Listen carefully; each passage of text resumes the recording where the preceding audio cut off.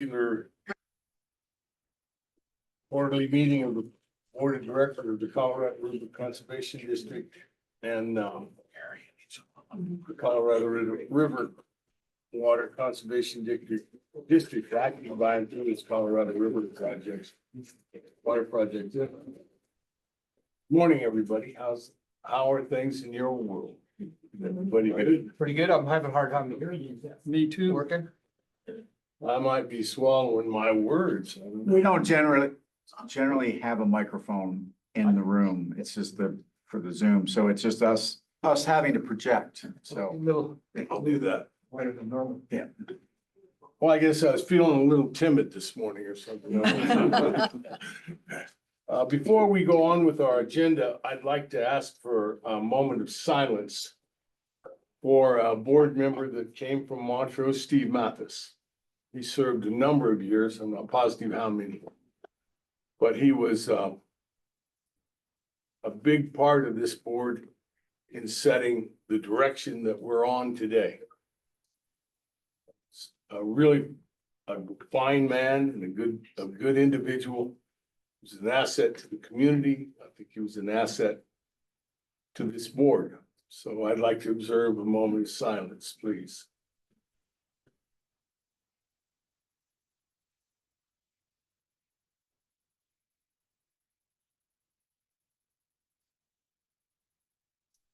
Thank you. I'd also ask for our staff to please write a letter of condolence to his family.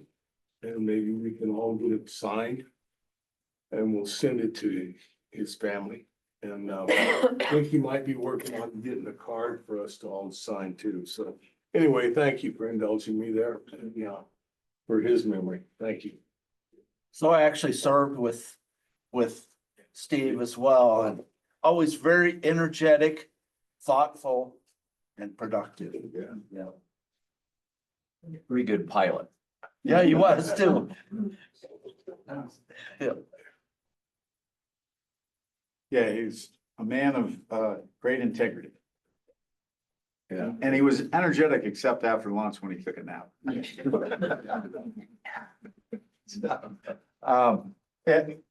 we are gonna get a card. We'll have it here tomorrow morning if you all wouldn't mind signing. Great. Much appreciated. Steve, I want to say he was on the board at least 12 years, but it may have been 15. And was a very devoted board member and community member. So. What years?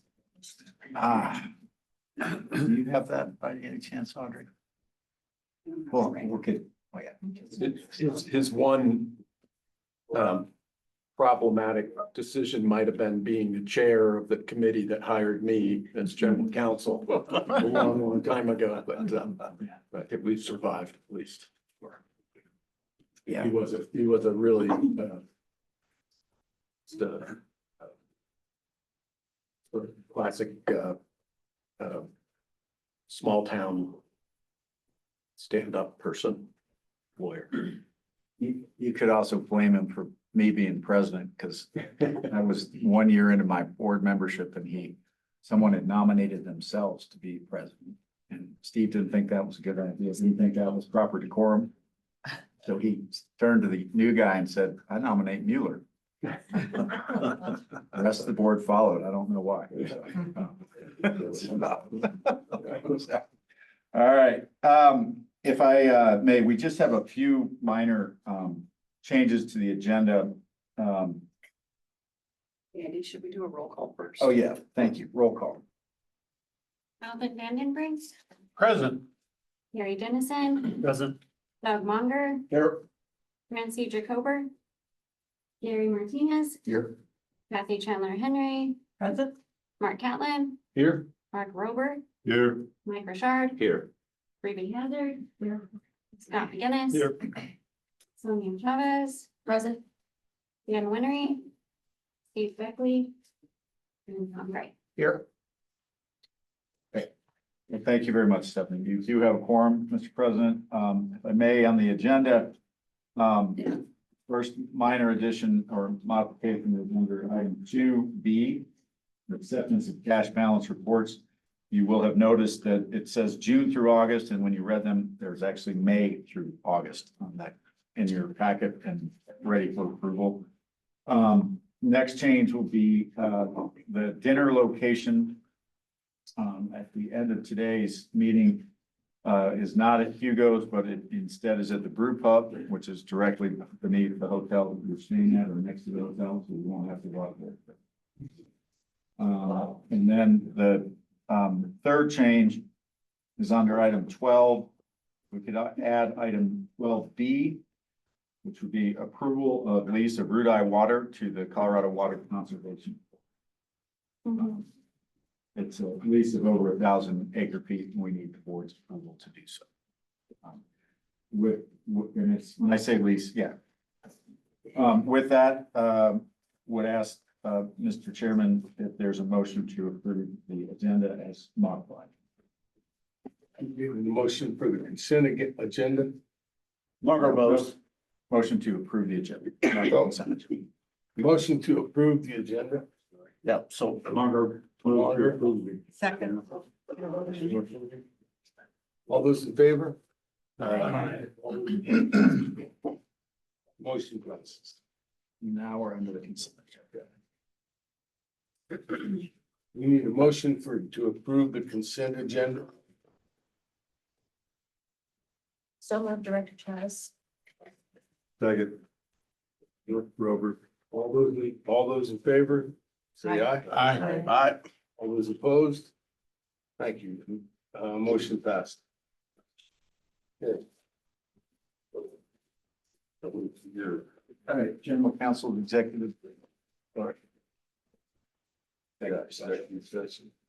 Thank you, Mr. President. I make a recommendation at this time that the board convene into executive session pursuant to CRS section 24-6-402, paren 4B and E, to discuss the items listed on agenda tab 3A. So moved. Second. I would state for the record that the subject matter of the discussion in executive session will constitute attorney-client communications, for which no further recording needs to be made.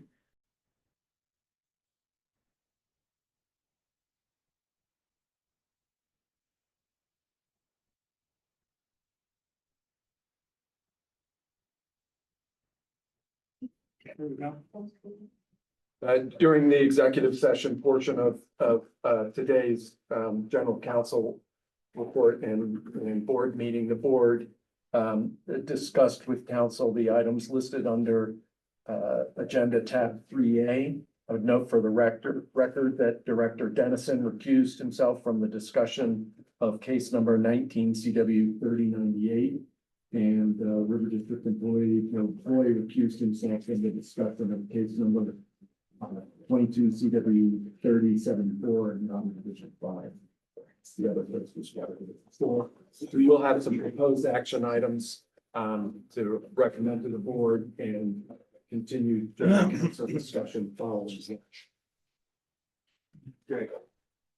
We're gonna adjourn for So lunch. we'll adjourn for lunch. We'll be back at 1:15. Back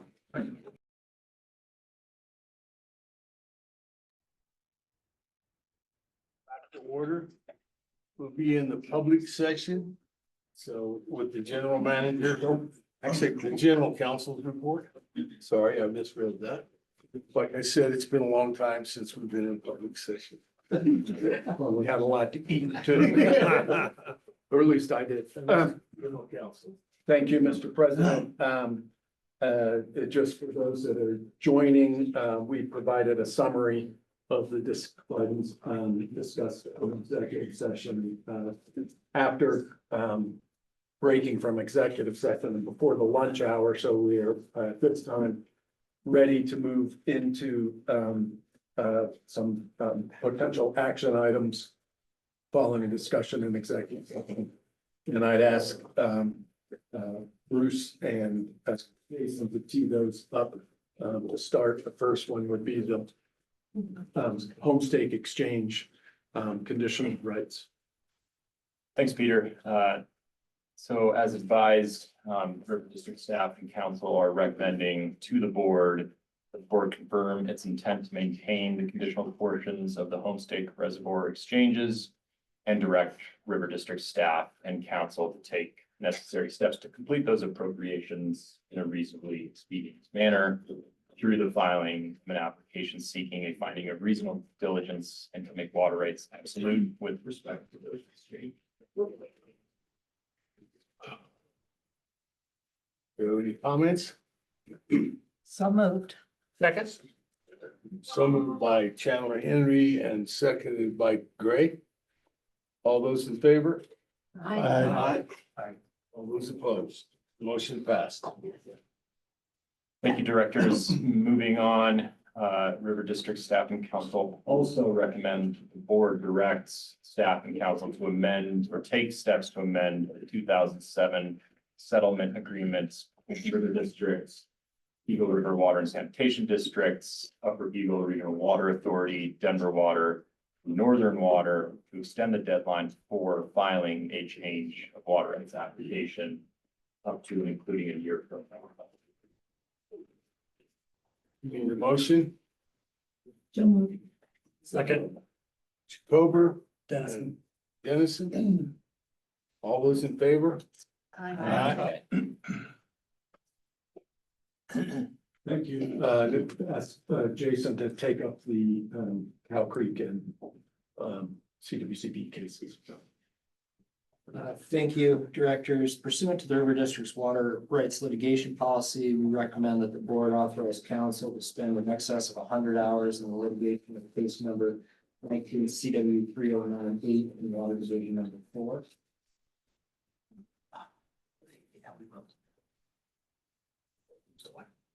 So we'll need a motion. Yes, please. So moved, Director Chavez. Jones. Second. Reeve. All those in favor? Aye. All those opposed? Motion passed. Similarly, pursuant to the River District's water rights litigation policy, we recommend that the board authorize council to spend in excess of 100 hours in the litigation of case number 21 CW 3064 in water division 4. So what do you want to make a motion for this? Jacober, I move to approve. Second, Second, Chandler Henry. all those in favor, say aye. Aye. All those opposed? Motion passed. Thank you very much.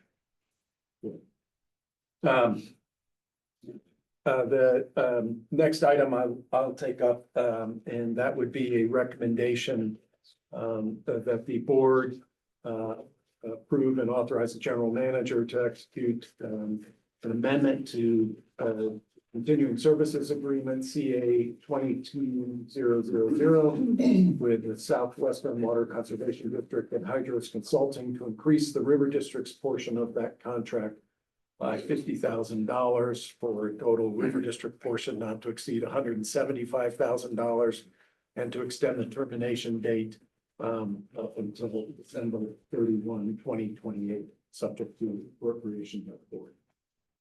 I'll make the motion. Vandenbrink, second, Second. Gruber. All those in favor, say aye. Aye. All those opposed? Motion passed. Thank you. And now, we would move on to the, general counsel public report and a couple of items, that are referenced, in there and discussed in that, that are potential for, action by the board. I would turn to Jason to discuss the, recommended authorization to, extend the 2021 temporary amendment of the Wolford Mountain Reservoir lease. Thank you, Peter. This appears on page 149 of your PDF packet. In 2021, the River District entered into a temporary amendment of the Wolford Mountain Reservoir lease agreement with Denver Water to address timing issues with regards to the budgeting process for operations, maintenance, and rehabilitation. 2021 temporary amendment was set to expire in 2023. The board, extended that, for an additional 2-year term. That is about to expire on December 31st of this year. The River District Technical and Accounting staff believe that the budgeting process, established by that amendment has been working well, and then another extension is warranted. We agree with that, and so therefore we would recommend a 1-year extension so that the River District and Denver Water can reassess the temporary arrangement later in 2026. Accordingly, we would look for a motion. We recommend that the board authorize River District staff and council to negotiate and enter into a 1-year extension of the 2021 temporary amendment to Wolf Mountain Reservoir lease agreement, limited to addressing the procedural timing issues of the annual OM&R budget process. I'll move to approve. Jacober makes the motion. Second Chavez. Second, Chavez. All those in favor, say aye. Aye. All those opposed. The motion passed. Thank you. Next item will be a little bit of a jump in your board packet. I'm gonna ask Bruce to address this item on page 152 of your board materials are proposed discussion of and proposed amendments to the Colorado River District's bylaws. Thank you, Peter. I am now looking at subheading G, proposed amendments to the Colorado River District's bylaws. The board will recall that during the River District's second quarterly meeting in April of this year, the board did take action to amend provisions of our bylaws primarily to sections of 3 dealing with place of meetings. Upon further review of the amendments, we believe that additional modifications, primarily typographical or clerical modifications, are needed to Articles 1, those dealing with definitions, Article 3, meetings of the board, Article 5, Article 6, and Article 4. As stated, those proposed changes are mostly non-substantive in nature, made for the purposes of clarity, consistency, and removing some antiquated provisions. The board should have received on October 10th a notice of proposed amendments together with a copy of the red lines showing those proposed amendments to our bylaws. They are linked on page 152. Happy to go into the details of each of those individually and ask or answer any questions any of you may have. Aside from that, we will or are recommending that the board take action to amend the bylaws as proposed. As a reminder, any amendment to the bylaws does require a majority vote, the entire board, as opposed to just a quorum. And for the reasons set forth on pages 152 and 153, it's both the amendment formulas. So we need a motion to for the recommendations of staff. Make a motion to adopt the proposed bylaw amendments that's shown in the past red line. Second. All those in favor? Aye. All those opposed? Just to clarify, this would be a good time to insert a lawyer joke if you know one, because there are clearly too many lawyers. Just like to make sure you're doing things the way you say you're gonna. Seems like a prerequisite anymore.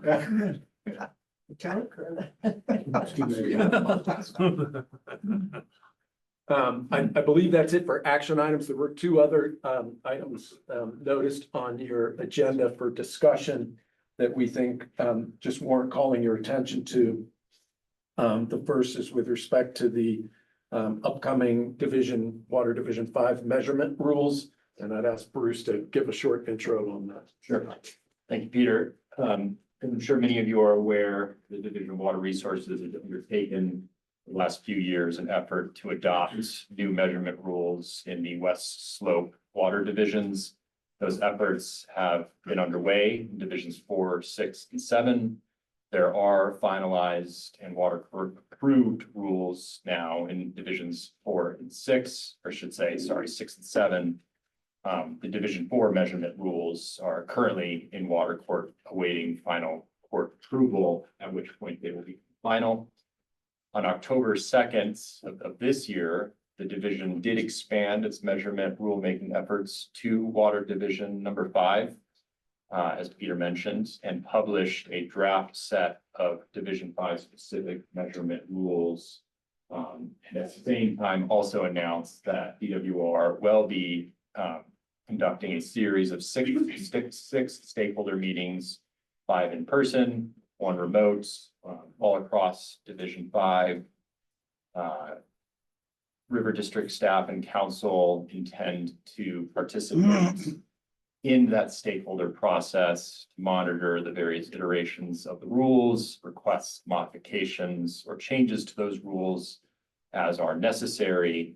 The only other thing I would mention is once that stakeholder process has completed just before Thanksgiving, it's our expectation that the engineers with council will be pretty quick to file an application in water court to get the water court's approval of those finalized rules, at which point they will be in place. Parties are, of course, able to enter into the water court case to monitor proceedings and to request changes as needed. But for all intents and purposes, once the engineers file in water court, they are looking for what amounts to a rubber stamp by the water court. Short of that, they would have to start the process over again. Happy to answer any questions. Are you seeing any deviation from the divisions where we've already got the measurement rules? Thank you, Director Gray. Revisions, yes, all are non-substantive and don't bear on the totality or the purpose of the budget. Mr. Draft that came, oh, sorry. Yeah, I'm just wondering when the actual measuring is expected to begin.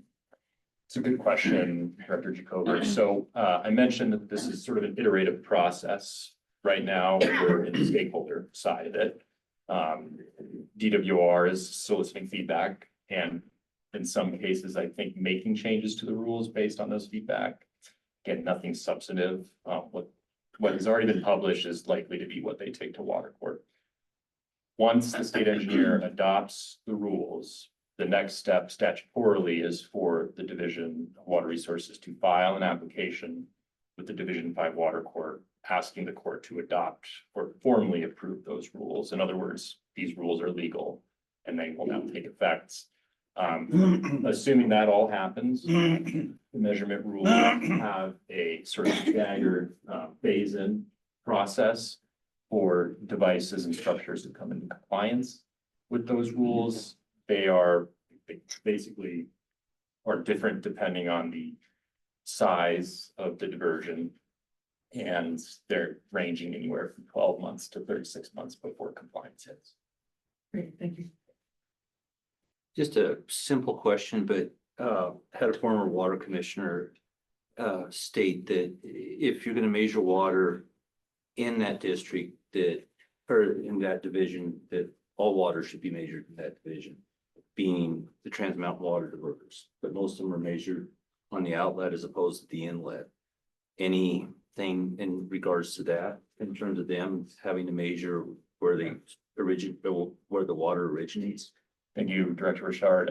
You identified at least one of the concerns or items that I think the River District staff and council will want to have some clarity on as part of the stakeholder process. It's my understanding, or I guess the same as yours, that the basin of import where the measurement needs to happen, or at least that's been the position of the Division of Water Resources. But Division 5 is very different as opposed to those other divisions. And I think that we want maybe to see some language addressing that within the measurement rules. And in regards to the pumps that are in the Kremling area, if the river's full, they can operate under full capacity, but when the river's not, they operate sometimes at half capacity. How are they gonna make sure that that's fair, or that the people actually get the water? Sure. As a measuring that. I'm not sure I can give you an answer today, but it's a good question. We take note of that and bring it up as necessary. Because I know that was a concern this fall, that with the river levels where they were, they could not get their fall irrigation full water rights. So Sure. I know there's been agreements with Northern on that and stuff, but still, it's a concern to them.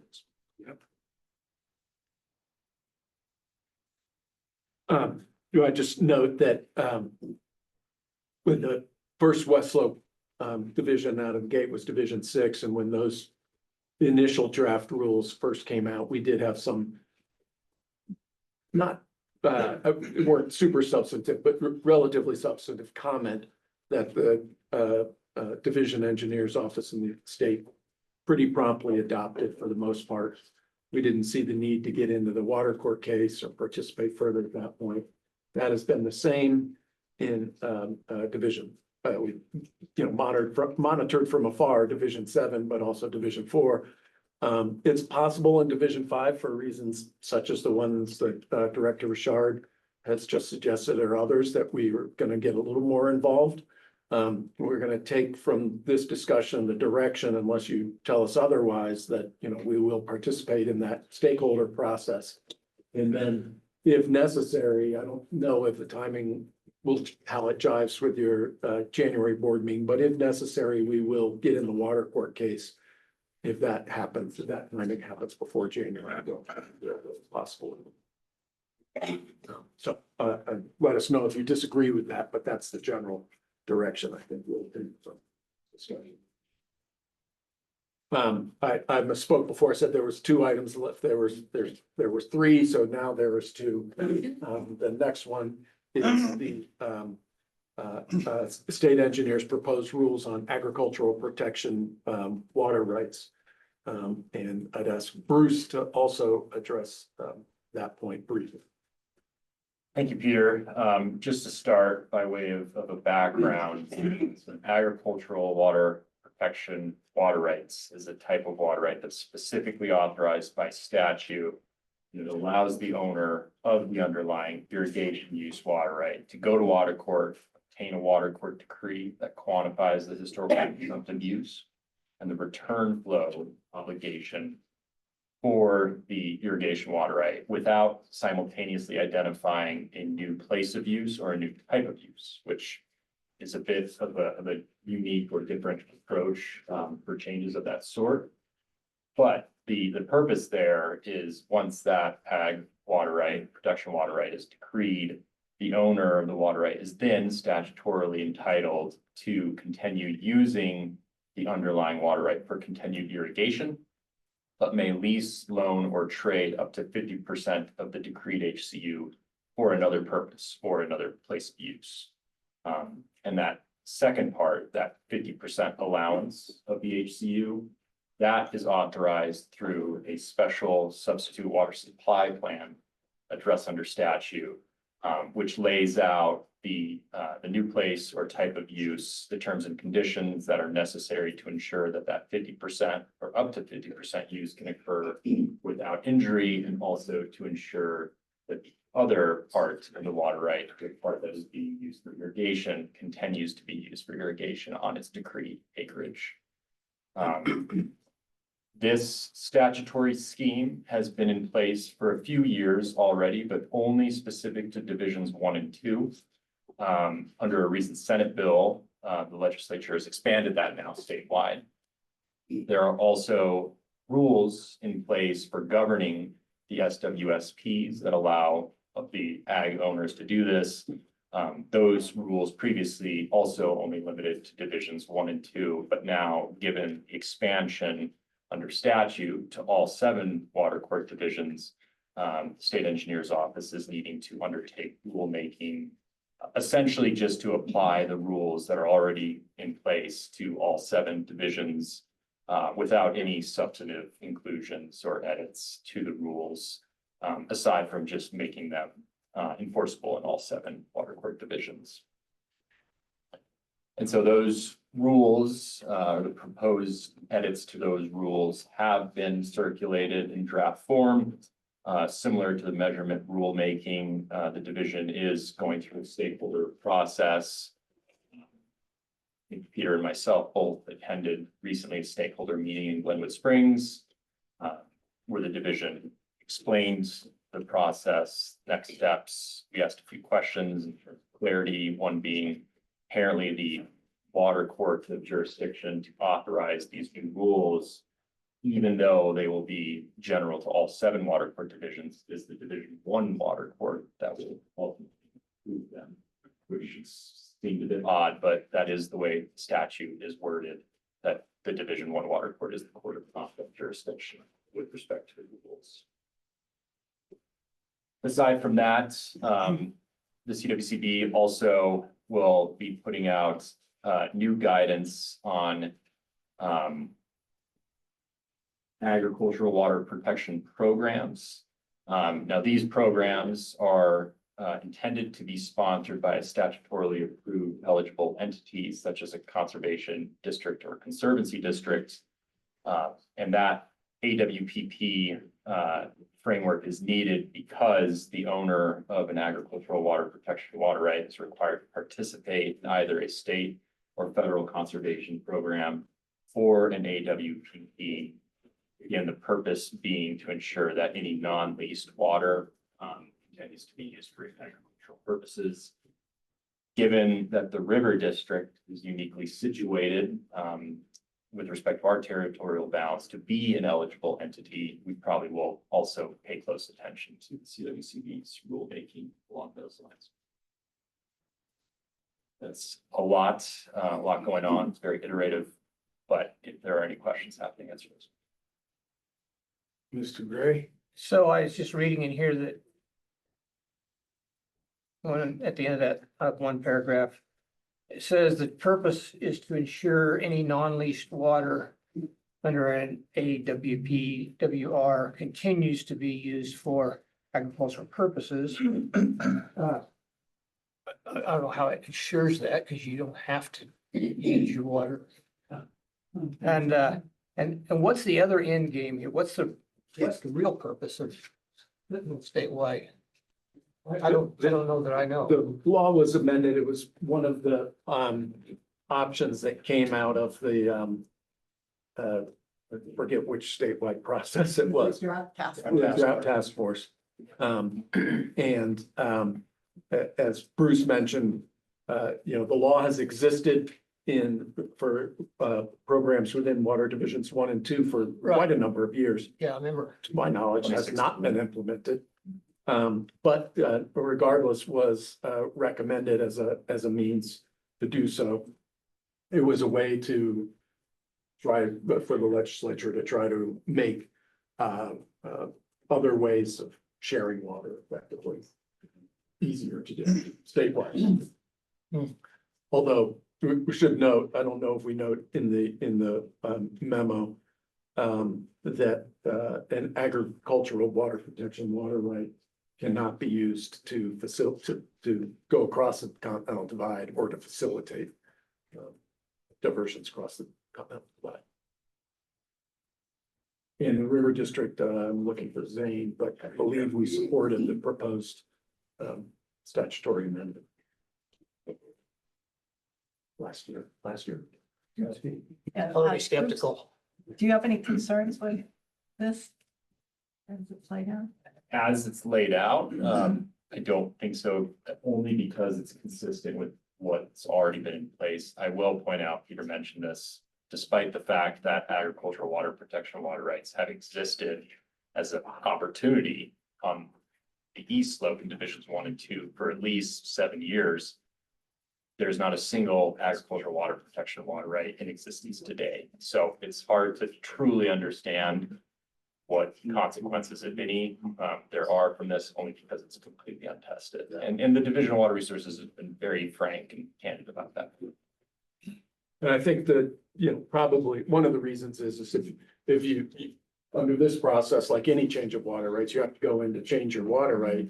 You subject it to the water court process.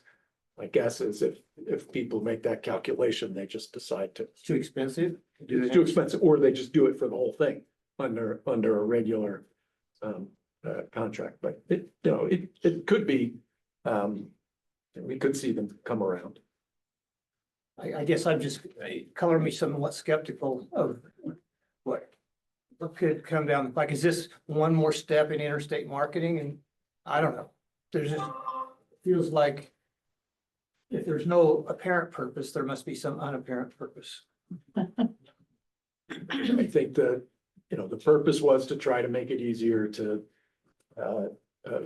take water from or use agricultural water supplies without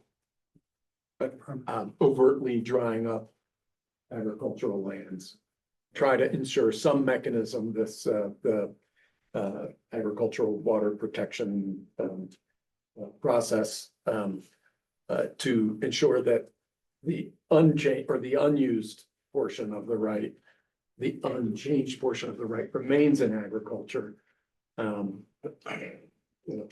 avoid the pitfalls. That's the stated purpose, whether that's the underlying purpose, I don't know. Or does it affect the 5 and 10 rule? Yeah. You know, for It stays. I donations think and so on? Yeah, it does not have any of the limitations in place as of like. I mean, 5 and 10 doesn't apply to this. Okay, there you go. Well, listen, I've got something I'd like to insert here. Mr. Robert Sakata is online and he's been deeply involved with this. If you'd like to make a comment, I'd like to hear it. Mr. Sakata. Thank you, Mr. Chair. Can you guys hear me? Yeah. We certainly can. Thank you, Robert, for being here. Appreciate you attending. Oh, thank you, Andy. Thanks for this opportunity as well. Yeah, so as was stated, this hasn't been, it's been available in divisions 1 and 2. I looked at it personally for our farm to do it, just to give me some options. But the barriers of going through water court in division 1, as you can imagine, with all the objectors that we'd probably face was going to be pretty tremendous. So I was advised not to. The concept, I think, in my belief, to open it up to the rest of the state, if there is opportunities for agricultural producers to enter an agreement with, for stream flow protection or other options, that maybe more of the community members would be amenable to, would just provide that opportunity. And as you also noted, that it doesn't have the limitations of 5 out of 10, which some entities are beginning to hit. And so this would be a much more flexible water right in that arena. Okay. Thank you. And it really, sure, I'm sorry. And it would really, the goal too was to allow agricultural producers to hold on to that water right. So the concept again is to allow them to be more flexible in sharing it with other entities while allowing the agricultural producer to maintain ownership of that water right over time, which personally in my mind, I thought was really a beneficial part of that legislation. One other point I would add too is, I mentioned a moment ago, the change case is a bit unique in the sense that you're not identifying a new use or a type of use that is addressed later in the SWSP process. But, the situation may arise where someone goes to water court, changes their water right, quantifies HCU return flow obligations with the intent of then using that water as an agricultural water protection right, but is unable to find a lessee to take it. In that circumstance, nothing preventing the water rights holder from going back to the water court to add a new use for some other purpose if they want to. The only limitation, I suppose, would be the expense of having to do that. Mr. Cobra? So would one application of this be something like, use loaning your water for, inflow mitigation and then not subjecting that loan to an abandonment claim or something? Is that the kind of thing it would be for? I believe that would be, yep, that's right. Okay, thank you. Director Hazard. Oh, I'm sorry, Director Hazard. So if it didn't have a term limit on it, I mean, if you don't use your water in 5 years, it just can go on another 10 years, so what justifies it being tied to your lands after that? Want to make sure I understand the question. So because the 5 and 10 limitation is not in place here, but you don't use the water right after you've changed it or done an SWSP, what's to prevent the water right from going away? Well, if you say you've leased it out for 10 years. I mean, I just don't, if you don't use it in 10 years, what's the purpose of retaining that water right? Other than maybe the bonus money. It just seems like, you know, that 10-year abandonment period is in there for a purpose. Thank you, Director Hazard. I think we'll mention it's only 50% that you get to lease. The other 50% is to remain in continued irrigation. So there would still be use of at least half of the right, maybe more, for the irrigation use that it was originally decreed for. We're talking about whatever the remainder is that could potentially be leased to some third party for some use. And that portion that is leased out, that would be that would constitute the new allowable use under the law. So if you went and changed it and you didn't lease it out and you just didn't use the water right, or you only used the 50% on the ag property, but the portion that was decreed to be allowed for new uses was simply not put to any other use, there's nothing in the law that excuses the right or that unused portion from the abandonment statute. So it would be subject to abandonment just like any other water right or portion of water right that is not used. But when you go in and change it under this statute, you would be allowed to use 50% for whatever new use you would identify in a substitute water supply plan, be it in channel use or municipal, industrial, commercial, whatever, or ag use on another piece of property somewhere. It would have to go through the substitute water supply plan process, but that would constitute a new use of an existing, of the water right, wouldn't be subject to abandonment in that case. Mr. Cobra? So this would be particularly applicable, I think, to a lot of people who are going from flood irrigation to sprinkler irrigation, where they use a certain amount of water when they were flooding, but they only need half that water now that they're sprinkling. And so now they have this 50% of their water that they can let another agricultural property use, or It's the same thing in any change case. It's a conserved consumptive, it's the consumptive use that is quantified. So when you change the sprinklers, your consumptive use either stays the same or frequently goes up. It doesn't, you don't have anything left to go use in a program like this. You have to take half your property off of I see. irrigation entirely. Okay, yeah, thank you. Mr. Dennison? I hate to belabor this more, Mr. President, but just one comment about this. I do have one question and one comment. The comment being that if someone has to go through a historic consumptive use analysis, I see a real benefit in analyzing the value of a water right. As I've mentioned before, there are water rights owners who have mostly paper water rights and think that they're going to sell them in kind of a speculative manner. So anything that educates someone about their historic portion of, or their historic consumptive use portion of their water right is important. My understanding is they have to go through a substitute water supply plan to complete this process. That is not always easy. No. And that's still a pretty high hurdle depending on where you are and who might enter into the case. And the division engineer typically approves those, but these are going to be approved in Division 1. So these, the SWSP process. Yeah. And I'm glad you brought that up, does give parties an opportunity to come in and potentially oppose the state engineer, and it would be the state engineer's approval of the SWSP. That's handled through the state engineer's office out of Denver. And that is an administrative process, essentially pretty similar to what you would find in water court. There's an injury analysis. Statutorily, the state engineer has to determine that no injury will result. If he does, the SWSP is approved, at which point there's a 35-day process for parties to appeal that. And it could potentially land back in water court. But an appeal of a specific substitute water supply plan would be in the water division where the water right is located. Okay. It's only the rules, the promulgation of the rules themselves that's going to occur in Water Division 1 for all of the 7 water basins. So I think because of that fact, it really does limit the place that other half of that historic consumptive use can be applied, which limits the applicability. And my understanding, and I think Robert Sakata and I both were on a dialogue group many years ago where we discussed the usefulness of this and the opportunity to avoid permanent buy and dry in exchange for this kind of flexible use of water. And I think that's where this kind of started. So thank you for the clarification. Thank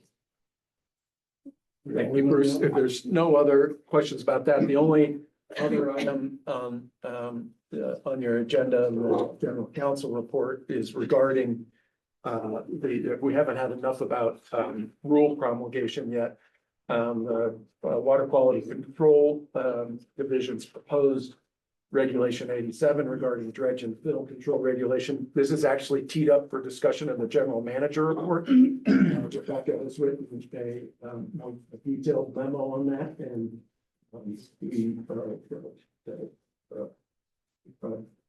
think the board can discuss it at that point in your agenda today. But we note because the rulemaking process has begun, we had to file a pre-hearing statement. We did that on October 10. That pre-hearing statement, since it's more in the legal realm, is linked to your legal memo, and it effectively makes the same arguments to address the concerns that are noted in Rebecca's memo. But if you have any questions about that, we can happy to answer those now, or perhaps it would be better to do that in conjunction with Rebecca's report, and she reports on her deep in-depth participation in that process.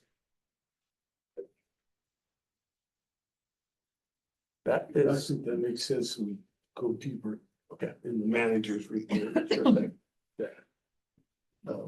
And I don't have anything else unless the board has other questions about anything in the general counsel public report.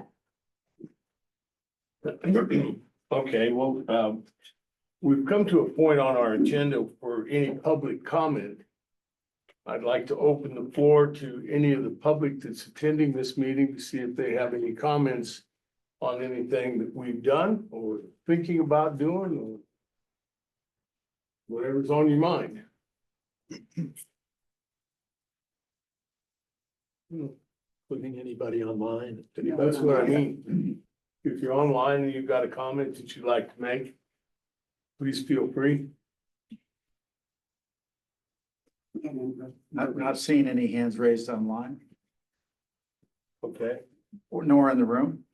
So. all right. All right, well, let's move on to the next part of our agenda. And that's reporting on the budget hearing. Okay, with that, we're going to invite our Chief of Financial and Administrative Services, Ian Phillips, up to the table, and he is going to walk us through, we're going to open a budget hearing first. And we did notice, I just want to note that we noticed the whole hearing to commence no earlier than 1:00 p.m. this afternoon. It is later than 1:00 p.m. this afternoon, so we are within the notice period. But we will have a budget hearing at this point in time, and we'll turn it over to Ian to walk through the material on the budget. Well, thanks, Andy, and good afternoon, directors. As Andy mentioned, the budget was posted in about a half dozen papers throughout the district. We did have a few changes since the budget workshop. Just want to walk through those real quick so everybody is aware of those. We added a salary contingency to the amended 2025 budget of $10,000. And we added a contingency to the 2026 salary budget of $25,000. The 2025 contingency is exactly that. It's a contingency. The 2026 figure is based off of a 3%, or it's actually, I take that back. That is a contingency as well. Okay, so we have two contingencies for salary that we left off of the proposed budgets back at the workshop. We have those in the budget now. The reduction as because if you recall, we were pretty tight on the budget. We had to reduce the 2026 budget for the technical contingency line. That was originally at 80,000 and we have dropped that down to 50,000. Those are two changes. The third change is we had some revenue in the capital fund from sale of some Rudite water that we have moved into the enterprise fund where it belongs.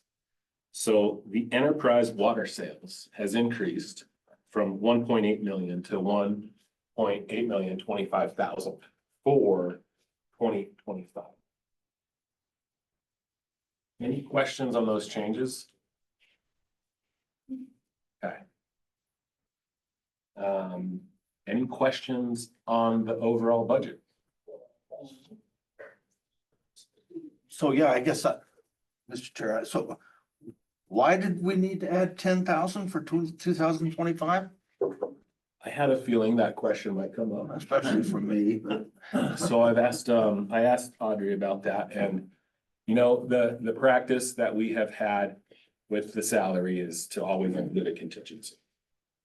In case we have transitions within staff or is there another example you could provide? I think that's the best example is transitions or a promotion and so I don't anticipate that we will use it. I will say Don Meyer is working on his retirement and he's almost there, but there's a little bit more records cleanup that he's working on. So that might go into it just a few days or a week's worth. So, but I think it was just an oversight that we pulled it out of the budget at the workshop. And so we just included that back in. we didn't even know we did that, so. We didn't until I was looking at my big spreadsheet at that workshop, yes. So anyhow, it's included in the bottom line numbers then now. Correct. I mean, I don't have any problem with it. It's just seems odd that, you know, it's all right. It's all good. So, Mr. Chair, are you wanting an approval on all of these resolutions then in one lump sum or? I think we need to take them one by one. Okay. We have done it historically. Okay. So, Let me just ask our general counsel, I'm not aware of any. There's no specific requirement that I'm aware of that we need to do that. That has been our historical practice. It has, but if there's no particular legal reason for that, I would recommend to the board that a motion, first of all, let me finish. Have we closed the hearing and asked for have we asked for any public comment on our budget? you need to ask the public. So we need to ask public comment on the budget, close the hearing, and then take a motion. Well, according to the advice that we're getting, I need to open it to any public comment from the public in regards to our budget hearing. No one online is raising their hand. No one in the room has indicated a desire to speak. Mr. Chairman, I'd recommend that you close the budget hearing. All right, so, I just have a comment after you close it. so I'll close the budget hearing and we'll move to taking a vote here in just a moment. Well, comments. Yeah, thanks. I just wanted to make a comment to the public who's listening in that we did have a full day of budget discussions in Grand Junction earlier this month and went through everything in fine tooth detail. So looks like a quick review here, but we have considered every line of it. So, Yes, we have. and thanks Ian and your team for such good work on putting it all together. Thanks for always remembering to include that. All right, well, then we need a motion to approve the budget. So we need a motion for that. If I can make a recommendation, the motion should be to move the resolutions listed under item 6A through K on today's agenda. Okay. So So Margaret makes that motion and again, I guess, and then we'll have a comment since I have the floor too. Ian, you know, in next year, we ought to just have a little thumbnail synopsis of what we do here for somebody else to look at.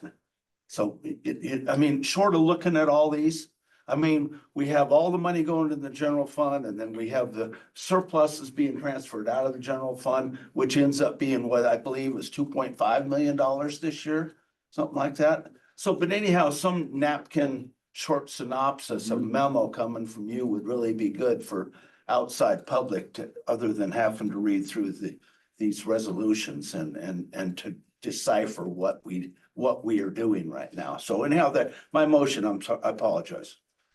Second? I'll second Chavez? All those in favor? it. Aye. All those opposed? Motion passes. Thank you, directors. Excellent. Well, Ian, you, Oh, am I still up? no, you Oh, got us okay, back thumbs on, you got us back on track. That's incredible. Wow. Despite that long executive session. So the next item, President, is directors' updates and concerns. well, I think what we'll do is just start to go around the table. Director Chandler Henry. Yeah, Eagle County, I don't have a lot to report. Couple of contentious ballot issues in the county this year. One is a countywide lodging tax to increase that lodging tax from 2% to 4%. The spend on childcare, wildfire. Those are the two big things. So wildfire is of interest to this board, I think. And the other controversial one is a short-term rental tax in Vail that Airbnb is funding heavily the anti tax movement on that one. So that will be interesting. Some council elections. Town of Eagle has 14 people running for 5 seats. Be interesting. That's it. Mr. Vanderbrink. See if you can be shorter than that. Bring an egg timer. That's why we brought him to the front of the crowd. Thank you. CWCB has a diversion measurement installation program that's coming out for Division 4, 5, 6, and 7. It will help people get their measurement devices installed. If you need information, I believe you guys have probably already seen this. But it's good to see that kind of come around, so. On the White River, we had a perfect storm kick out. It was really tough making it this year.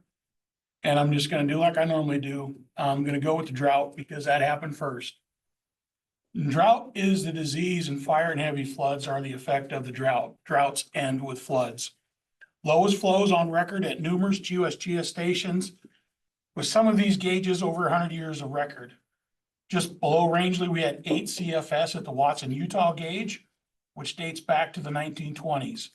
USGS actually called and said, what's going on? And we said, there's just no water because their stream gauges were all out of water. There was nothing to measure. In western Rio Blanco County, below Rangeley, we had several domestic water users that were out of water for most of August. These are shallow wells, but these people lived without household water systems or household water available to them. So that was pretty trying. They couldn't irrigate their livestock or even have their gardens growing. So we had several irrigation water users unable to obtain and divert water and irrigate crops. We have it confirmed by the Division of Water Resources who came down and seen there were areas of the water of the White River that was completely void of water. Not even a puddle. The river was just plumb. So we had folks damming up the White River, but there was nothing to dam up. So they just gave up, shut their pumps down. The Division of Water Commissioner ended up going upriver to water users up near Meeker. And got about 30 to 35 CFS that these folks were able to release so that we could get some water to water users down in the western part of Rio Blanco County. That water was successfully shepherded to it, but a lot of it was too little too late, but it does bring some relief when you have something versus nothing. And a lot of these folks said that this is not uncommon. It's just now all of a sudden you get a water commissioner, Betty Cratched, that really offered up that there's a problem. We can't have people living without water, especially domestic water. And she was unaware that the issues were that grave. Fires, we had about 150,000 acres burned in Rio Blanco County. A little food for thought that I kind of gave up when I went out antelope hunting a while back. I was over by Maybell, and in 1988, there was the I Do fire. The Idue fire was 15,000 acres in 1988 and the largest wildfire in Colorado history. Think about that. And now we got the fifth at 150,000 acres. Water scarcity was a point of issue with the fires. Considerable damages to the power grid. 5 power grids out there, only one was working there for a while, only at 50% capacity. That's pretty major. And I drove by it again and there's several poles laying on the ground that just broke off. Irrigation system damages, I got 10 items on here and I'm not gonna go through them all, but irrigation ditches, they're completely blown out. They're gone. They're filled in with sediment, sometimes 3 times already. And it just amazes me the resiliency of these irrigators to go back out there and clean out that ditch and get it back going on the ground. Damages to some of these people, it's gonna take them decades to recover. Livestock displacements, outfitting, things along that nature. Piance Creek Energy Power Grid, dramatically impacted. Here's another little Cliff Clavin tidbit. Nearly 10% of all the nation's natural gas comes from that region. 10%. So we got thousands of miles of fence, flood damage like you can't believe. We had a couple of, I believe Melissa joined us on a tour over there. There was areas to where the White River was completely dammed up. And a new course, the river had to back up and flow over it, carve a new channel in some areas. So we're gonna see that continue to happen. Livestock, this is what gets me is, they were brought down into the winter range in August and you got a drought. So hay production wasn't what it normally is. So now you got this livestock coming down in there and are we looking at having to buy more hay or sell off cattle? I don't know which one they're going to choose. I'm glad I'm not in that position. But for a county that's already economically challenged, it's going to add to it, especially when we're looking at 1/3 of reduction in our ag lands in the past 5 years in our county. So we're getting hit again. Water quality and quantity. I'm not going to dive into that too much. Livestock producers have issues with the water quality as well, because what's bad for humans is also bad for calves and also for lambs. So there's some issues with that they're concerned about. Sediment traps that were out there in the Piance Basin are completely wiped out. They're gone. They're filled in. I don't know how many reservoirs that I've seen that they're flush full. Just of sediment that came down the river. So lack of firm water supply in the White River. And with the White River being relatively flat, the amount of sediment is just sitting in the river. And you got irrigators now that can't get their pumps out of the river even, because they're filled in with mud. They picked the deepest hole, they set it in there and it's filled in. And I had a friend of mine who was, who actually was trying to walk across the river for some of his livestock, which are ducks that he has. And he got halfway across the river and got stuck in the river. And this is below Taylor Draw Dam because he had mud up over his D's. And so that's how much is actually passing through Taylor Draw Dam and going down river. And, White River's fairly flat, but until you really look at it, you don't realize how flat that river is. And until he stepped in it, he didn't realize how much mud was in that river that flowed down since that fire. So that was me shortening it. So I thank you all with kind of bearing with me, but it's going to take us quite some time to recover from that, as you all know. The River District staff has been very helpful, supportive, even kind of pushing a little bit, which is okay. As you got people out there that don't know what to do and they're overwhelmed.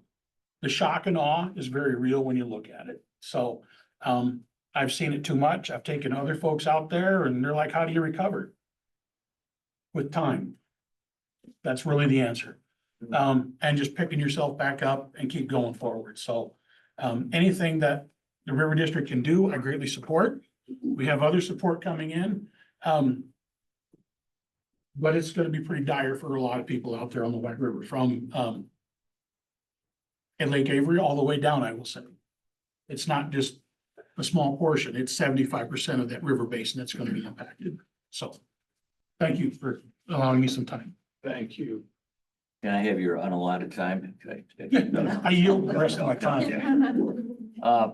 Just a couple quick items. I was out of town for a few weeks and came back yesterday morning to Summit County and in a snowstorm. So first real snowstorm of the season. Had some dustings up high, but This is the first real one. Of course, that sets off the annual traffic snarls of Eisenhower Tunnel. Both lanes of I-70 were closed for a couple hours. Craziness.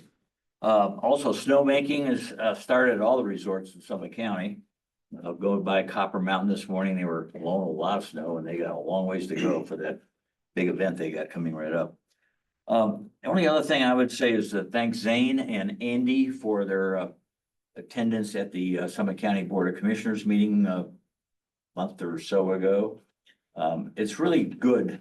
You know, I try to do reports back to the commissioners about what's going on, talk about what I can talk about. Sometimes find yourself tripping over a few things, but it's really helpful to have the staff, the River District coming out and doing that. So thank you for that. It was helpful. And I yield. So I try to be concise here too. It was a brutal summer. Seems like I spent 30 days, we did 90 days worth of work trying to get things done before they all dried up. Just like Alden said too.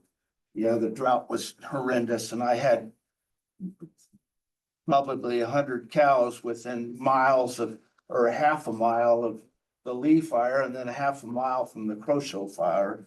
So yeah, we made dashing trips and thank goodness they were all right and we didn't have to do anything with it. But our hay production is, like I said, probably 50 to 60%. We'll be both selling a bunch of animals the whole valley wide, as well as trying to find hay. And or shipping cows out to Nebraska seems to be, they might have, so we'll be probably figuring on how we might be able to do that too. Yeah, and I wanted to follow up on Alden's comment about the fires and the rest of the Yampa White Green allocated some of our CWCB money to assist in that thing. And I guess even when we had our Yampa White Green meeting, it's hard to, I still didn't get, without having visuals, pictures and seeing all that, you know, I can kind of understand it, but it's hard to get the visual that you said you're talking about. So yeah, I guess, yeah, probably the only other thing is, so my term is up here coming up at this in December and January. So I don't know, one of the commissioners wants to be on the board pretty badly. So this might be my last hurrah. And it's, I feel very good about it. During my tenure, we were able to pass 7A and do some wonderful things with some of the things we did. So anyhow, pass it on. Well, I guess as far as hotspots, you've probably heard about Saguache County's tornado. Did you hear about that? No. Yeah. We've got a draw that's probably, the bottom of the draw is probably 5 miles from my house. So this tornado was like 10 miles and it was probably around 10,000, 11,000 feet. And I think it's like the 5th one, maybe I don't remember. But usually they're not that high in elevation. So that's been national news and I've had all sorts of people call me and I didn't realize it was where it was. I thought it was that wind event that Stan Winery had talked about last year, where they had 140-mile-per-hour winds in Powderhorn. But anyway, so I didn't hear the trees fall. So, but there was a large section after they said where it was at. We were able to go see it. And obviously there's no homes up there, so that didn't bother anything.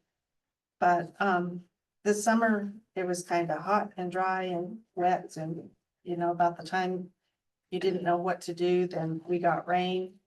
And then we had a dry spell, and now all of our creeks are flowing. I mean, there's over the banks and places, and it's, you know, you're back to what's winter gonna be. The snow is on the high peaks to the south.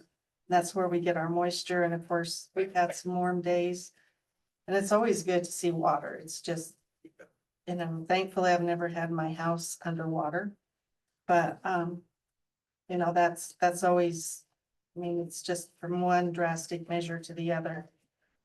And I guess one of my main concerns is the federal budget, you know, and how many budgets for the freeze, and how many budget items that involves for both the River District and other districts. That could devastate us. So, I don't know what the answer is to any of that, writing letters or whatever, but, that's my highlights. Thank you. Victor, well, in my house, I'm hearing elk and coyotes all day, every day. We have about 110 elk on our property, and in spite of that, in spite of the early drought, somehow we got 6.4 tons per acre of alfalfa off our little patch down below my house. So it's been pretty interesting. The Crystal River has not had any problems irrigating the fields. Maybe it's our proximity to the high country and all the springs up there and everything, but we've been incredibly lucky. And I'm really sorry for the pain in the other counties. I'm so sad about Rio Blanco. So terrible. So even Prince Creek, the small creek that comes off of Sopris that I get my surface water from, flowed all summer. I had no idea why. Our ballot issues, we have a special district, Eagle and Garfield and Pitkin have a special district proposition on the ballot for childcare tax. First we have to do the district, and so that's what's on the ballot this year. We have an item on the ballot to get voter approval for bonding for our airport. And the reason we have to do that, even though it's an enterprise fund, is that our home rule charter requires us to do that, whereas the state, and most counties don't have to do that for an enterprise fund, but we do. So that's on the ballot. And then Aspen has funding for their lumberyard housing project on the ballot. So there's a bunch of things like that, library district tax continuation. It's a pretty big ballot for an off year. The wolf depredations have quieted down quite a bit. I'm sure Mark could tell you more about this, but the pause that was proposed by quite a few counties came from the ranching communities. I just thought I'd tell you that the reason that the Wildlife Commission did not consider that pause is that they felt that all of the specific items that were talked about as reason for a pause had been addressed. And so that's why they didn't accept that. And then I think Dylan Roberts, who proposed the pause in the legislature, and that was also defeated. So the wolves, will have more wolves. In December, they'll be down in the southern part of the state this time, down near Durango. You know, there's the Ute Reservation down there, so I have to be careful about not getting too close to the Utes, but so that is proceeding. And that's about it for Pitkin County and what I have to share. Marvin County, we've got some moisture when you all did, just not as much, but we were really glad to get it. Pretty glad we didn't get as much as Pagosa Springs. And so life is pretty good. We really dry as Rio Blanco County was. We just were lucky. We had a couple starts that we were able to control before they got completely out of hand. So I have a question, not to answer right now, Alden, but are there any discussions in Rio Blanco County about management over the last 100 years of putting out all fires? Is why you have 150,000 acres. I don't know. You don't have to answer, but I know I feel that way, especially in that Finian and Juniper country. So Hit me up afterwards. okay. So yeah, we were just lucky. It was so dry. we, in Moffett County and Routt County, we formed a Yampa River Fund about 5 or 6 years ago. And because of that, record releases were made from both Stagecoach and Elkhead to mitigate the effects of the low flows. We didn't have the Yampa River drying up between puddles this year. And I get comments all the time from all the way from irrigators to recreational users to endangered species concerned people about what a great deal that we actually had pretty decent flows considering how dry it was. And, you guys approved and the River District paid for part of, but also there was some other help for those releases out of Elkhead. We used those to extension this year, but we made the releases when it was hot and dry, not saving the releases for later in case you needed them, because we needed them then. And as it turned out, just about the time we were out of water, it started raining and got a little cooler. So it's just something we should say. There are solutions when all user groups go together for a unified purpose. Everybody that I've talked to was positive about it, with one exception. DWR in Division 6 was not very complimentary of some of it, but they did do their job. They administered the releases, and that's what they should do. So that's really all I have. We'll start off by saying that it's gonna be a hell of a loss with you, Doug. Doug's become an institute and prior to service here, even. Should be institutionalized. Prior to this, most of you don't know, he also saved Associated Governments of Western Colorado through his financial leadership. And when my colleagues on the commission and my previous commissioners find out that their services concluded, they're gonna be discouraged. Maybe it won't be. In a good sound. Well, yeah, we hope not. And then Alden, I gotta add as you know, my wife and her brothers have the Smith ranches and so they're on their permits, they have big permits up there they've had since permits first came around. This new moisture, so it's been a drought in Mesa County, the whole area over there's been a drought, and then all of a sudden this rain comes along. Well, up there on their permits, they start moving the cattle, and what happens is the mother cows start coming down, the old cows, and then the other cows follow. And they go right into the pastures, and then the Smith trucks pick them up. Well, right after that rain, well, first of all, so they don't come down until about beginning of October. So last week of September, they got good rains. Now all of a sudden, what they call the sweet grass, that's still waited all summer, is popping up. And they have 500 pair all over the forest. So all last week she was on horseback, and she goes back up at 5 a.m. All they do is ride all day long between all that brush. You can't use ATVs because you gotta go. So that's good news, but boy, you can sure hear her cussing that sweet grass coming up on the hill. And she only weighs 105 pounds, just to give you an idea. So back to Mesa County, we're no different. I mean, the drought, those rains that came in were fantastic. It is showing some people that are big into this xeriscaping and things like that and taking green fields out. What happens when you don't have plants and you have heavy water coming down? And so it does show the importance in the desert arena, like Mesa County's mostly in, the importance of green fields, which are only allowed because of the water rights and things like that we have. And I will tell you as a compliment to our staff, which I've mentioned before, they are Mesa County all the time because of the number of irrigation companies we have.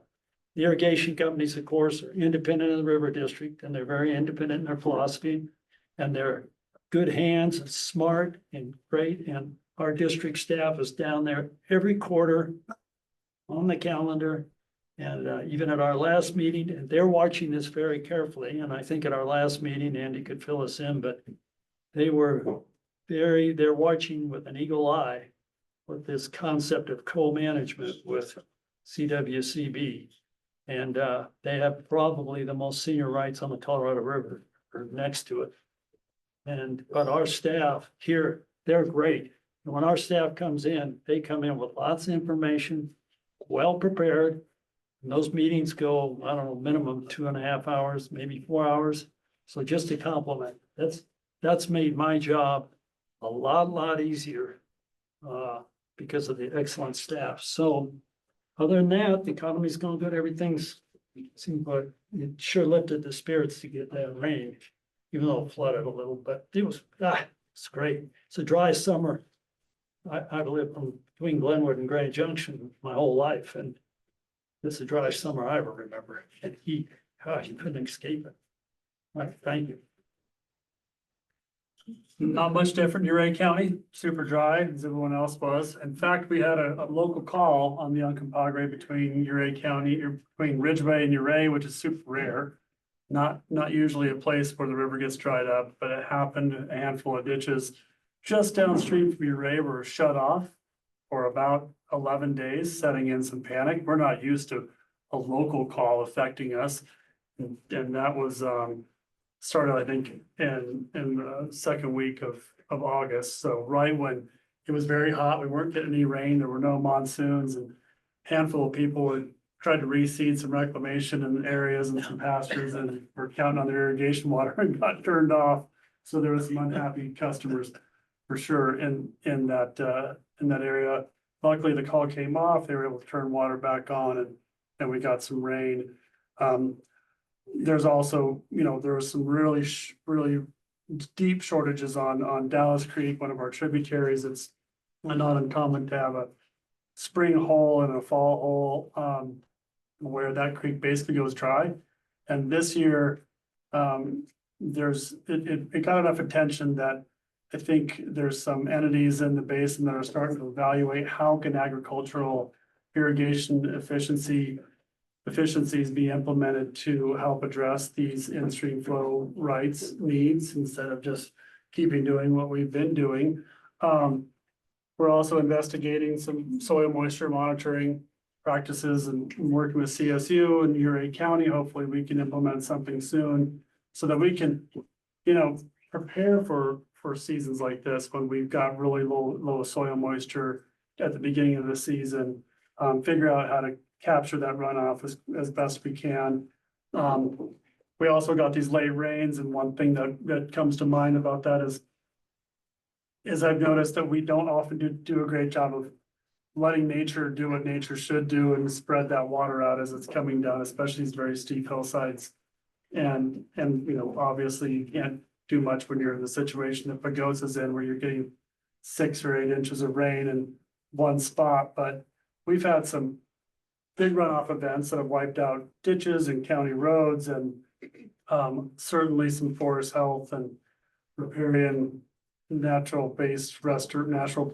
process-based restoration practices would help us slow that water down and deposit sediment and be better prepared.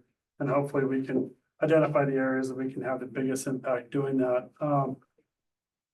Last thing I wanted to mention is I appreciate Zane coming over and meeting with the county commissioners a couple of weeks ago. That was great, providing an update. It's always good to have Zane as a backup, because I try to provide input to the county commissioners but miss some things, and Zane did a great job, so I appreciate his time.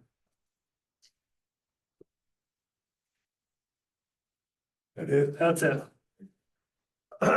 Well, Delta County, just like the rest of the western slope, it was pretty tough summer as far as irrigation wise, but we got through it.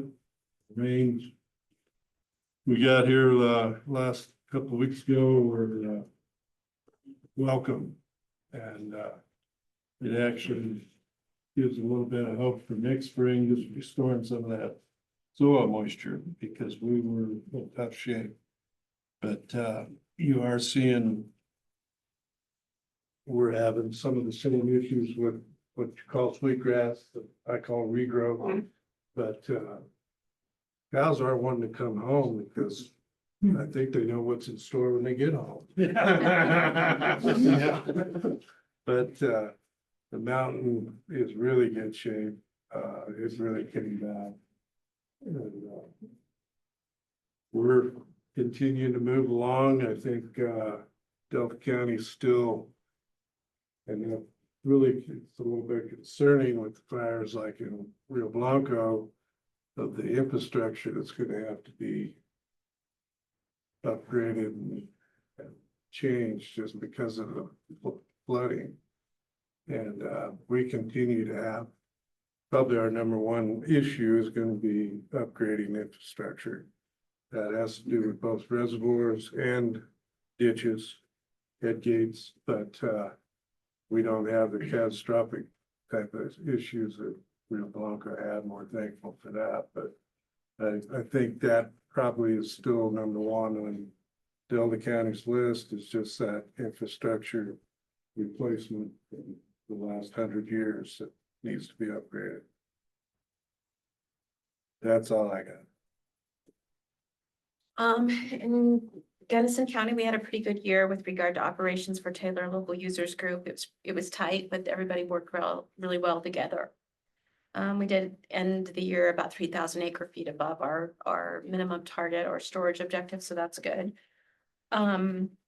This summer, probably stayed really busy with ag infrastructure assessments, probably completed over 20. Just kind of trying to get folks prepared for the next round of grant applications and getting them primed and prepped for those. Really low flows in the East River this year. Lots of calls, lots of people calling concerned about the amount of algae that they were seeing in the rivers. And just when you have those years where you just don't get those big scouring events, that tends to be a problem. Same thing, the late season rains are really great for us. Our soils are saturated, and that's a good way to go into the fall season. When that soil starts to freeze, and gets us going in the spring following year. The federal government shutdown has affected our district in a number of ways, including the $2.5 million study that we're doing on the ag irrigation return flows. We were supposed to continue sampling through October, but with that shutdown, our USGS personnel that were helping with the project are not able to get out there and do that. So that's a real bummer. The district also had a $650,000 Good Neighbor Authority contract that we won when we went out and competed as a contractor. Had that grant frozen, so it was about $650,000. And so just trying to remain flexible and pivoting to other items within the district to work on for wetland restoration. On that same thing, I think the Gunnison Country Food Pantry, on which I'm a board member on, is priming and prepping for the fact that there are going to be more people visiting our food banks this year, especially with this government shutdown right now and people being short on money or having to go to work in the States. So we also did a tour this year. This is outside Gunnison County, but we did a joint day tour of both the arch ditch automation and heavy and Greg expressed his great appreciation to the district and Upper Gunnison for helping to fund that project. It looks great. Didn't get to see it in actual action. They had just got it done that day, and he had the app on his phone, and he was excited to have them come and start playing with it. So hopefully you guys will get a chance to go down and look at that. That's a great one. We also continue to monitor the temperature stakeholder work group, which Rebecca's aware of in those conversations. So that is a stakeholder group that got together and asked the commission to basically reevaluate, and this came out of the issues on the Eagle River, to reevaluate the temperature standards and the way they're implementing them, and actually a lack of clarity in way it was written.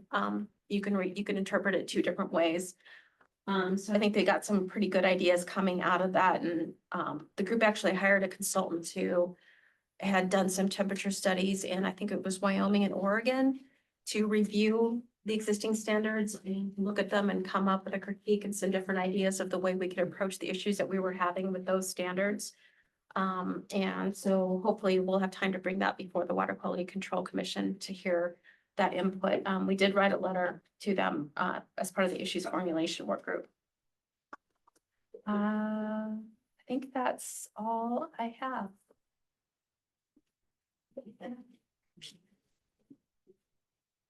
Well, thank you. Like to thank everyone that came up to Grand County for the July meeting. I apologize for not being there. But I hope you enjoyed yourselves up there. Had a great time. Good.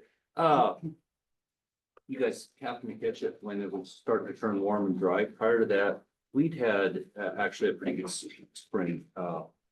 Snowpack was enough there to where we had a good irrigation year. Part of it is we're learning to adjust, even if we got cows on the meadows, the water's on. The old timers would be cussing us up one side and down the other because of that. But we're finding that if we can keep that ground moisture there and get that water on just that touch earlier, it's making a huge difference for us. You're always concerned about that grass not growing, but it will, and it'll keep going. That's making a big difference. Used to be sometimes we skip that first cycle, water irrigation cycle, and try to keep it on later, but now we're starting to skip that last cycle, and I think it's making a big difference for us. Tomorrow night in Kremlin, we are hosting one of the Division 5 stakeholder meetings on measurements and stuff. And I'm sure our one former water commissioner will be there to ask some questions. So, and he's good about that, Bill Thompson, who I'm referring to. And he will not be afraid to ask them about Denver and Northern and where they're measuring this water at.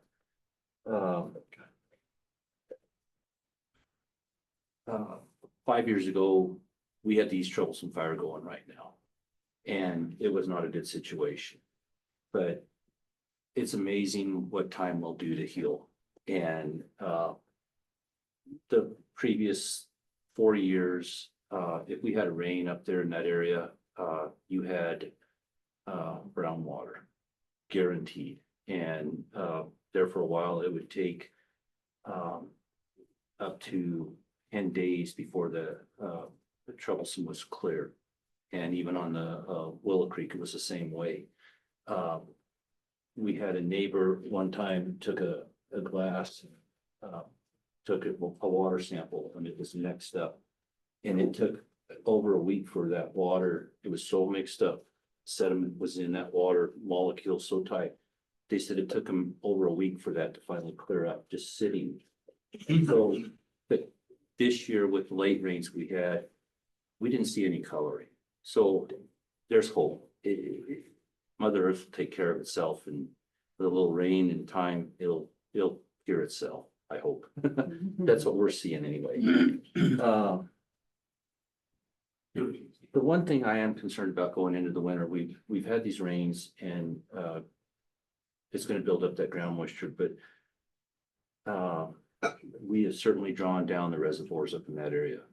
Wolford's is about as low as I've seen in a few years. Williams Fork's way down. Green Mountain, it paper filled this year, but it's looking bleak right now. So we're definitely gonna have to have a strong winter to bring these reservoirs back and stuff. But other than that, that's about it. Yes, ma'am. You were sure to ask you maybe if you wanted to ask the DWR how it's going to work with the new water measurement rules. How does the installation of the flumes work with the new state's Reg 87 dredge and fill program? I don't know that water measurement devices were called out in the actual regulation. So discussion about head gates and infrastructure, but I don't know water measurements and flumes. So if you move a flume upstream, downstream on that ditch, is it exempt? I'll find out. Yeah, I don't know if they've actually, DWR's talked to Water Quality Control Division, but that's important, I think. Something that came up the other day when I was talking to some consultants. Okay. That brings up another thing. Northern measures water, they're on Boucher's place. And I always question whether that measurement's accurate or not. This spring, it was off about 40 feet before they corrected it. So I'm not for sure if we don't need to be a little more proactive in regards to who's measuring the water and taking care of that side of it. I know, there's a gauging station down there below the, Blue Colorado, or on the Colorado below the Blue and the Muddy coming in. And that's pretty accurate, takes care of all that stuff up top, but it was off just a touch this spring, and then, I felt it was off a little later in the year. Got after the water commissioner, told him he better get his butt down there and do something for us. But they did relook at it again, and it was actually reading like that. But I do think something to certainly watch. Brendan, maybe you can work with Mike to talk about that. Northern's measurement point. Up there in Grand Canyon. Okay, thank you. Thanks. Y'all I'm in on good. that? I'm done now. All right. Well, in Montrose County, we were hot, dry, and all of the things that everyone else has suffered from. We ran it probably between 60% and 70% most of the summer. These guys are getting to the point where they get to be real irrigators when water's short. You know, it's easy to spread it around when you're running at 100%. But they did a good job. The crop's made. Most of the crop is harvested in the Uncompahgre Basin part, except for the standing corn that's waiting to freeze dry. So it's dry enough to combine. But yields at all, I'm not sure where we're at yet, but you know, people started calculating that right away. But just by the windshield appraisal, some of them look pretty good. The sweet corn made, and the pinto beans look strong all through most of the country.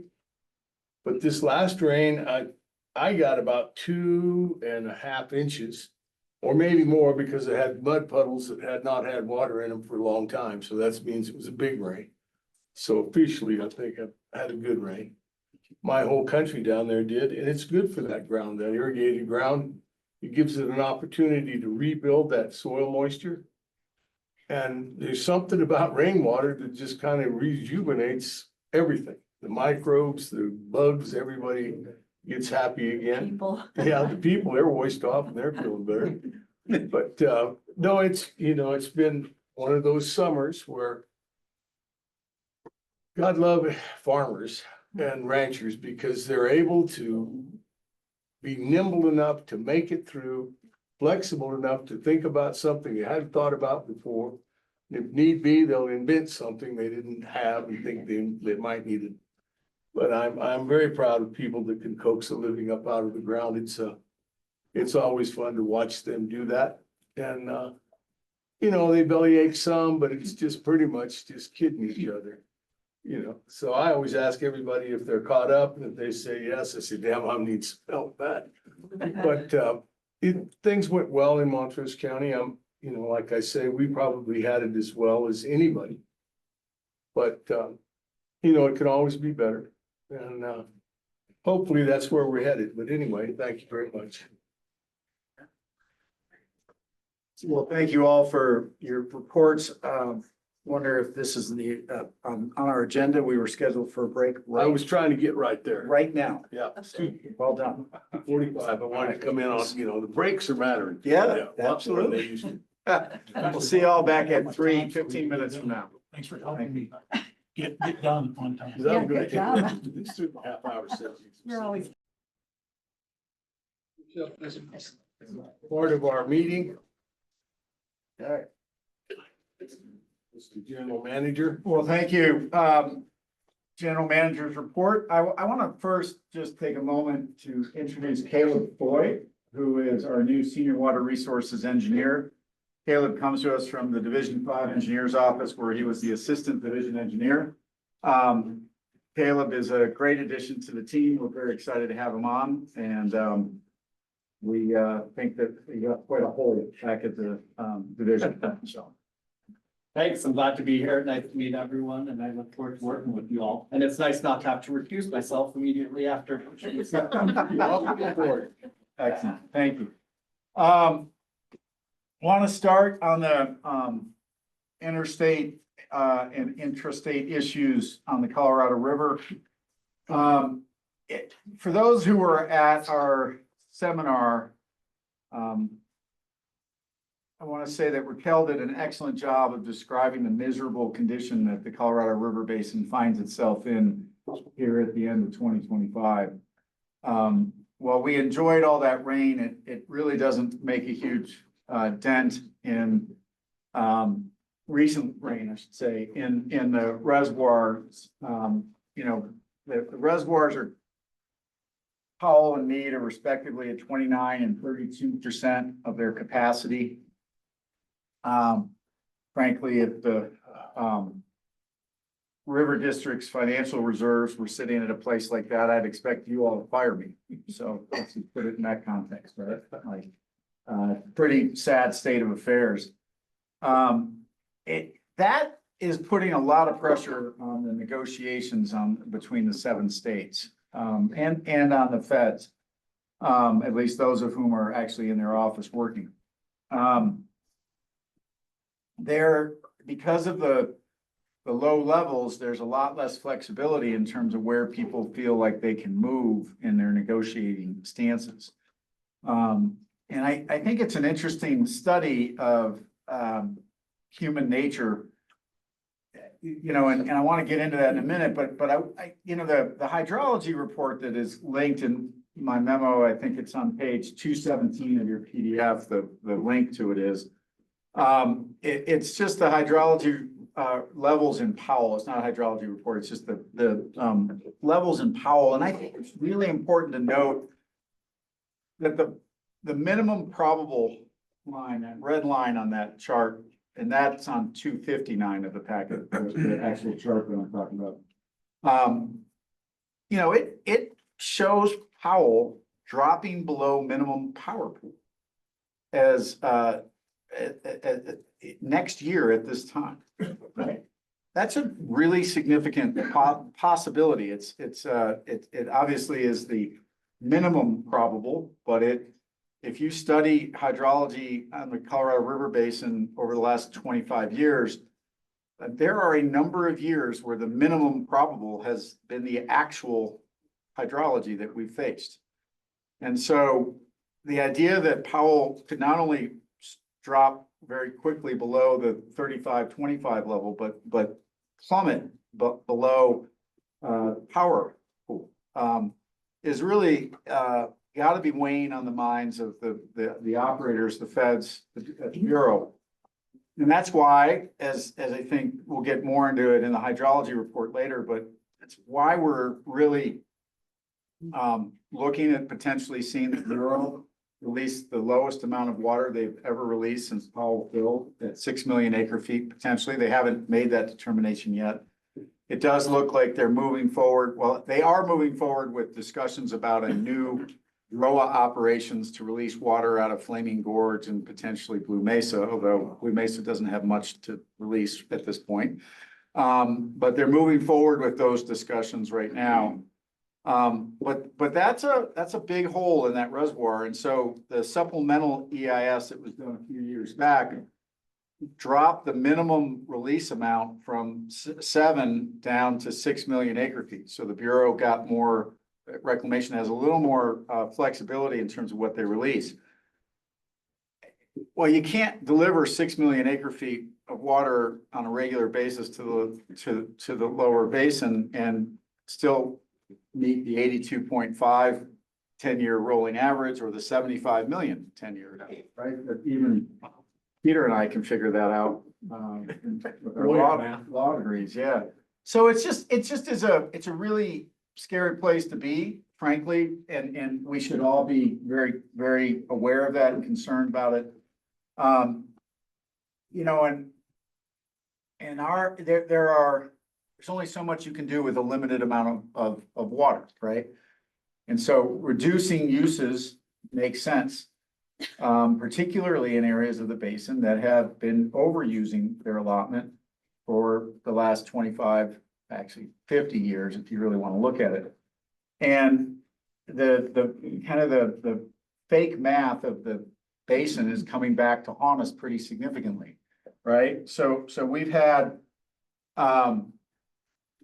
had situations where, you know, for the last 25 years, if we had actually been properly accounting for the about 1.5 million acre feet of water that's lost to evaporation and transit loss in the lower basin. Those reservoirs would literally have at least 30 million acre feet more sitting in them today. That's just astounding, right? So a simple mathematical error that says, oh, we don't have to account for that 1.5 million acre feet and defy the laws of nature does catch up with you eventually. And that's really what's happening here. And so I just want to point that out and say, look, we've got an issue that we should pay attention to. You know, the upper basin's approach to this has been, hey, let's put a modeling or an operational protocol on those two rivers that has as its one of its primary operating pillars restoration of the levels of Lake Powell and Lake Mead. And in order to do that, because there is a limited quantity of water, it means less water being released out of Powell, less water being released out of Mead, which means less water in the lower basin. Lower basin has stuck to its demands that hydrology doesn't really apply to them and that they should have their demands met. Yes, they've made some reductions in the last few years, and yes, they've offered to put a 1.5 million acre foot cut on the table. But that 1.5 million acre feet is not every year, right? It's only when the reservoir is already close to a crisis level that they then start saving that 1.5 million acre feet. And it's frustrating, and it's really frustrating because they've driven those reservoirs down through overuse. But I also want to say, we're hearing a lot from Arizona about how Colorado should be mandating curtailment up here and sending more water downstream. I want everybody to remember that for the about 10 or 12 years preceding their first shortage, which was 2 years ago, the Central Arizona project was diverting every drop of water it could, not for that year's beneficial use, but they were diverting it and putting it into infiltration galleries in the middle of the Mojave Desert and hoping that it soaked into the ground. So they could then get it later when their junior water right was cut off. So by doing that at 300,000 to 500,000 acre feet a year, they quickly drained Mead, which because of the balancing impacts between Mead and Powell also drained Powell, right? And so just keeping that in mind when we hear these demands from the lower basin that we have to engage in mandatory water cuts in the upper basin. Some reason that gets lost in most of the national press. It certainly gets lost right now in a lot of the discussions with the federal government in the lower basin. And I think it is a flaw in our system that Arizona was incentivized to take that water. It's the classic tragedy of the commons, if you will. They were incentivized to grab every drop of water they could because they knew they were junior on the system. And if they didn't take it, somebody else was their perspective.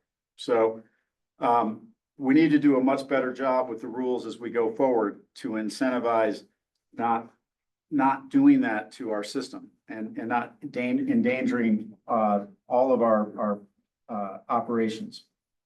I know, you've heard about it, you've read about it, our state is taking a hard line on not being able to participate in mandatory curtailment of water rights outside of a compact curtailment.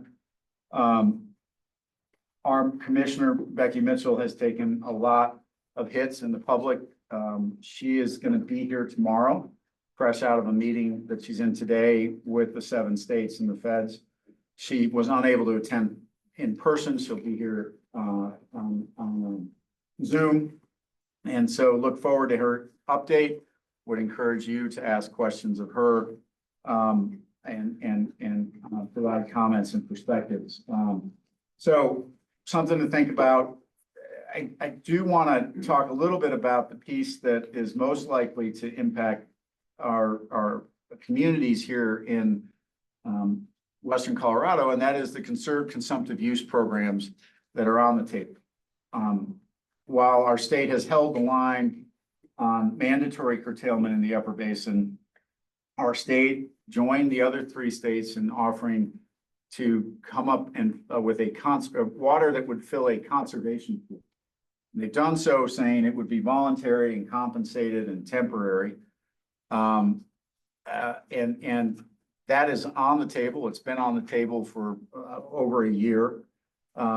It is in the negotiations coming back and forth at various levels, but let's just say that our understanding is it could be anywhere from 200,000 acre feet a year in water conservation from the upper basin to as much as 400 to 500,000 acre feet a year in water conservation that would be stored in Powell and perhaps in some of the other upper initial units in the system.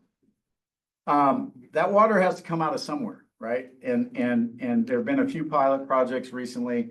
The System Conservation Pilot Project, most notably, performed not this year in 2025, but 2023 and 2024. And as this board predicted, every single drop of that water that came out of Colorado came out of the West Slope, either Southwestern's district or ours. And it was our water users who participated in that. And despite the fact that, as our Front Range loves to say, the Colorado River is a river of statewide interest, right? It's of interest to them because they take 500,000 to 600,000 acre feet a year out and none of it returns back in. And yet not one of them provided a drop of water to this conserved consumptive use program that the feds institute, nor were they required to do so because someone other than our state, other than our district, ran that program. It was the UCRC with federal money. The one Front Range entity, and my hat's off to them, Pueblo, tried to participate in it and said they needed $80 more an acre foot than what the feds were willing to pay West Slope Ag because of the costs to their system. And my understanding is the Bureau of Reclamation said, no, we're not going to pay you $80 more. We're going to take all the water out of the West Slope. So what I think we should have learned from those pilot projects, and remember, pilot projects are things you're supposed to learn lessons from. One, don't let somebody from outside of our state run a program conserving our state's natural resource, our water. Two, you need rules and you need expectations and mandatory market structures that will force different regions to provide water. It's really important if we're going to move forward in a cooperative sense within our state. If we were to ramp up a water conservation program that took, 200,000 acre feet, right? That's the low end of the conservation programs being talked about. If our state was expected to contribute 51.75% of that water, that's over 100,000 acre feet of water. Well, even in the most recent productive year, 2024, where System Conservation Pilot Program existed, the West Slope produced 16,000 acre feet of water. So multiply that, and if we're producing 400,000 acre feet, right? That's a factor of 10 times more water out of the West Slope. That will have huge economic consequences. It will have huge cultural consequences. It will have huge disruptive impacts upon our way of life and our communities. There's no way that a system can be set up that will fully compensate and think about all of the ramifications that will occur to our communities. The ripple effects through the economy will be just tremendous. The ripple effects through our ecosystems, right? Irrigated ag provides huge benefit. I think it was Director Jacober who was talking about the 160 head of elk hanging out in her irrigated pasture. She sounded a little annoyed about it, but nonetheless, she provided this wildlife a great benefit of being able to eat her alfalfa. That's if that's a fallowed field, those elk aren't getting their feed. And that means elk hunters aren't paying to come into our state and hunt elk because those elk aren't there. Means those wolves might not have something to eat that they might otherwise eat, right? But it's something to think about in terms of those implications. But I will say, we have a couple things to kind of pay attention to why this is being pushed so hard. We've heard really clearly from representatives from this current administration that they believe one of the foremost solutions to the water crisis in the Colorado River is eliminating barriers to interstate water marketing. Right? Well, a conserved consumptive use program for delivery of water outside of our state is an interstate water market. And our state actually has prohibitions on interstate water marketing today. Well, interestingly enough, the feds, same ones who say we clearly favor water markets, interstate water markets, have also said they want to see changes in state law, including within the state of Colorado. They won't say what, they haven't said what publicly, but one can assume it means our prohibition on interstate water marketing would disappear. If our General Assembly were to listen to them. It also could mean mandatory curtailment. Can our state, the feds are putting pressure on our state to allow non-compact related curtailment of water rights in the Colorado River Basin. Non-compensated, mandatory cuts. That's really serious, and it puts our communities at risk. So I think that this is a time where it's very important as to who's in our General Assembly, who's in charge, who's listening, how they vote. Will they act in the interests of our communities, or will they for some reason be led down a primrose path to selling our state's natural resource downriver, right? And I think that's something that we need to pay attention to and listen to. We have at this district a fairly lengthy history of working on sideboards and rules and marketplace structures for conserved consumptive use. It hasn't always been fun work. It hasn't always made all of our constituents happy. It has created friction with the state and others. But I think we need to reignite those conversations with our constituents and with our elected officials to talk about this, because there are entities pushing right now in our state for changes to state law to allow shepherding of water, conserved water to our state line. And some of the proposals that we've heard about, we haven't seen it, but we've heard about it, may include any type of payment or program for water conservation. Meaning, could the Central Arizona Project pay water users in our state to not use their water and expect to have that water shepherded to the state line? Could Metropolitan Water of Southern California pay to do that? Right? Could the Imperial Irrigation District? There's some of these proposals that are just authorizing shepherding of water that's been conserved to the state line. If that's all you authorize, you open the door to a literal parade of horribles as we watch our state's essential resource be shepherded to the state line. So who's pushing for that? There are some private investment groups who have bought up some ag land who would love to see that happen. They're being very loud. They've hired some lobbyists. They've visited state legislators. They're asking for those changes. As I said, no, I have not seen statutes or recommended bills. We have been in touch with our legislators to talk to them about this. They all say they would not run a bill like that. I believe that they mean it. But I think that it is time to really engage in dialogue with our water users throughout our district and then also in the state to talk about basic concepts that ought to be involved if we're going to set up a water market. And I know many of you would rather not see a water market set up. Let's just be honest. I don't know that it is within our power or our control to stop that from happening. And so my recommendation would be to engage with our constituents, with the state, with other interested parties to come up with the proper sideboards. We've done this, we have a lot of the work done, but I had the pleasure of testifying before Mark and President Catlin, excuse me, and his colleagues. And when he was wearing the senator's hat on the Water Resource and Agricultural Review Committee. And I said, look, there are 7 areas that we would need sideboards or rules, and we would like to see them enshrined in the state statute, any state statute that's going to authorize a conserved consumptive use program. No injury to existing water rights, right?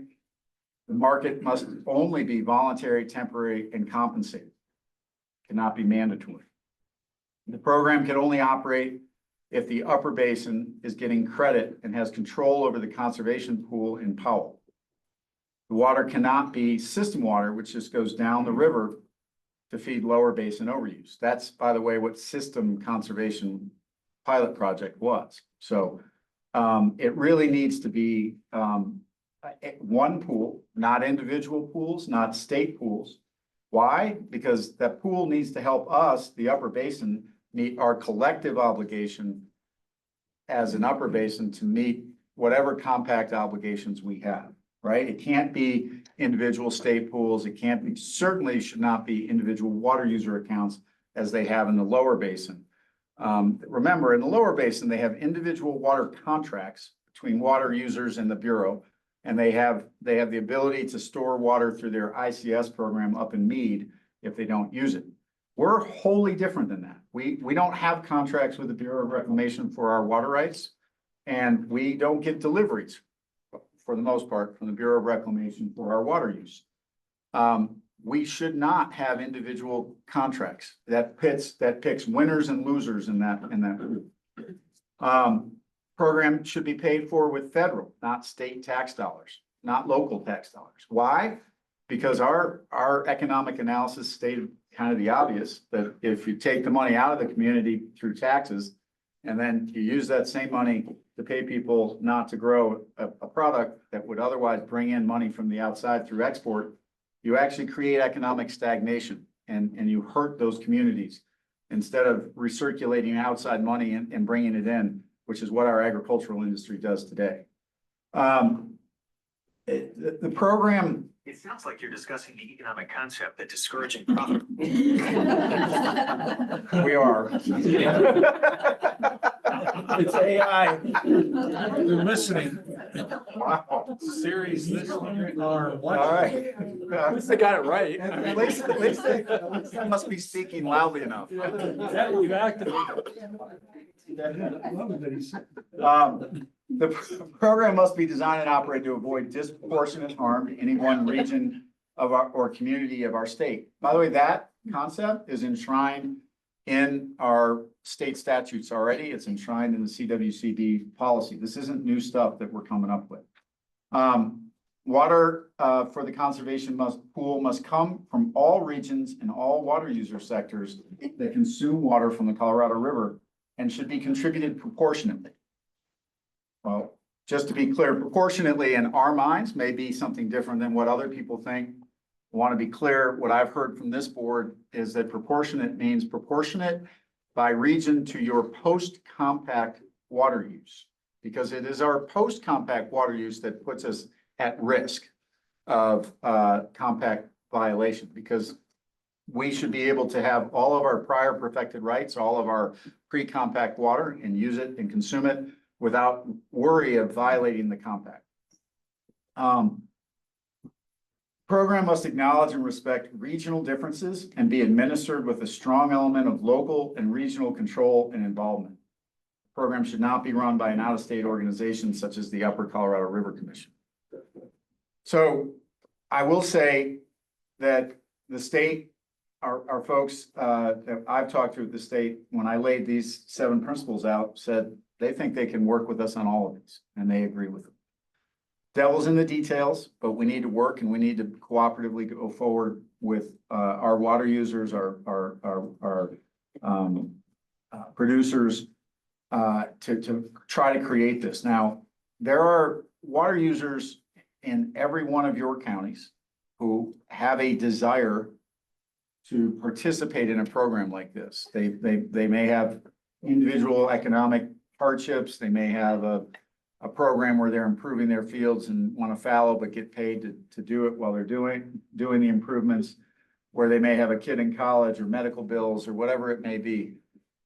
So designing a program that works for local families is a tool in a toolbox to occasionally use it without damaging our regional economy. That can make sense.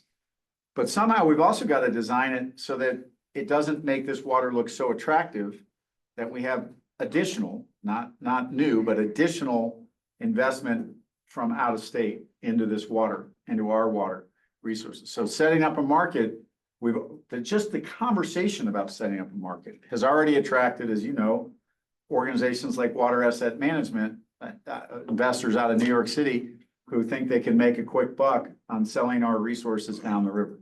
So we've got to avoid setting that market up so that it is so lucrative and so attractive that it pushes our family farmers and producers out of production and makes it attractive to out prices our local farms and ranches. I want to stop there. I took all of those points that I presented to the state from your policies and previous discussions with this board. I didn't check with you before I testified because I didn't know I was testifying in July when I testified in August. So one, I'd like confirmation that I'm on the right track. And two, please tell me if there's things I missed in that and need to include as we move forward. So Andy, years ago, my previous job, we ran into the same thing in the Arkansas Valley. One transport water out of state, as you know, was transfer the ditch company's water to the cities in state. Yeah. And as you may remember, Bob Rollins, the Pueblo chieftain, was you don't take a drop out of the Arkansas Valley. During that period of time, there was also a transition in the farming families down there from one generation to the next. And so what you heard from those kind of people, they weren't the water people or whatever that came in. They're saying, hey, the kids, that's our bank, and that's all we have to give the kids. And the water rights have some value. How do we, and then the other thing I had a question is, and that's always a debate in the legislature, speculation. And especially, I mean, at least in our family involvement in agriculture, was they speculate all the time what kind of crops can put in or one this and that. So primarily, how do we address mainly the generational change? Yeah, I mean, it is an asset. And I'm not sure one more point. I'm trying to figure out what other, and maybe right in front of me, but what other businesses that we restrict a family business, their ability to sell the business that they have to somebody else that, tell me where we find that point. Scott, those are really good points. Maybe I'll start with the second question first. Most, water rights are, as you know, usufructuary rights, right? Different than fee title to real estate, different than your ownership of a business asset. Water is owned by the people of the state of Colorado. That's what our Constitution has said since 1876. It's held in trust by the state, subject to the right of individuals to appropriate it, to apply it to very specific beneficial uses. The key here is it is not a beneficial use in our state to use our state's water out of our state, not in this Colorado River. And so this is where it's different than selling your dry cleaning business or your law business or whatever it is to somebody else. But the point being, forget the out of state. Let's talk about transfer within the state, like the Arkansas Valley. Yeah. Well, not across the state boundary. I would tell you that the Arkansas ought to be a really important lesson for all of us. Anybody been to Crowley County lately? Right? right? I just imagine that happening to Delta County or Mesa County, right? That water being transferred, the future of those counties disappears, right? Your ability to choose what to do as a community disappears when those water resources are sold outside of your community. So we are specifically chartered by our state government because of your predecessors to protect the water resources for Western Colorado. That's what I think this board is charged with doing, and that's why I think it's different. That's why I think we have a role in this. And so the question is, how do we do that in a way that is successful, that it does enable, and I would also say this, the water market that's being talked about being set up, I hear from producers who want this to happen, right? And they say, hey, you're interfering with my property rights. I want to participate in a free market. Stay out of this. We don't want your market limitations. Well, this isn't a free market. This is actually a government market. This is much more of a state-sponsored, I'd almost say socialist market, right? This is the federal government or state government, if it goes wrong, paying, so it's federal tax money, state tax money, paying somebody for an asset, creating a market with federal money. What's it being used for? To meet a collective government obligation under a compact that the 4 upper basin states agreed to, and the obligation is to meet whatever the compact obligation is down at Lee Ferry. That's not a free market. That's a government designed, government run, government obligation, right? So anybody who tells you this is my God-given right to exercise my free market rights with my water right, that's not what's happening here. Your neighbor wants to buy your water right and put it to use on their property instead of yours. That's a free market transaction. So how do we address what the new concept that's come up recently, these water trusts that are very similar to a conservation easement that locks it in perpetuity? Yep. So what are we gonna do with that? Yeah, I Won't even think allow you to move it to your neighbor. that's an excellent question, Scott. I'm not sure we have the answer for that.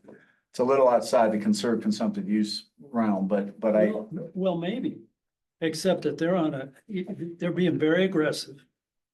And to give you an idea, in Mesa County, about 23% of the private land in Mesa County, the average in the state's about 2% for a county. Mesa County, about 23 to 25% of the private land is locked in perpetuity without learning provisions in place by conservation easements.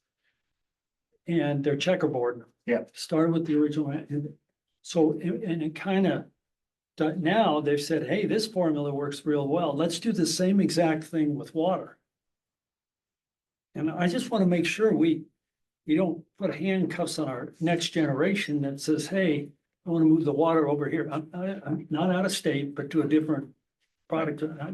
I hear you. That's an issue, Scott, and I agree that we probably don't have a good solution for that. I don't think that applies to this interstate water marketing concept that we're talking about. So that's, I mean, I don't mean to, I just mean that if we want to talk about that, we can tee that up for a conversation. And so it's great.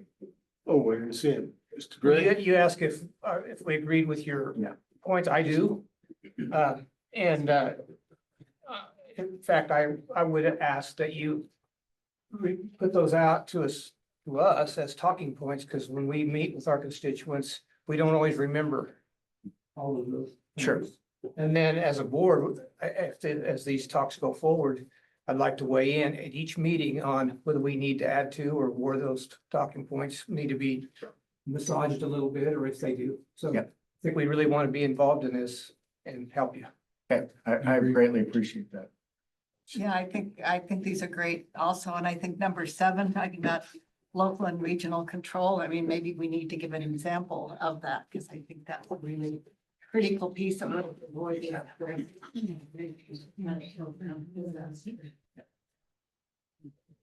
Peter?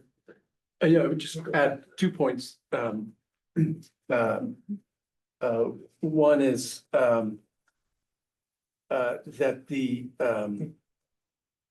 it's important for us to proceed along these lines, in my opinion as well. I appreciate the board's support on that. And in summary,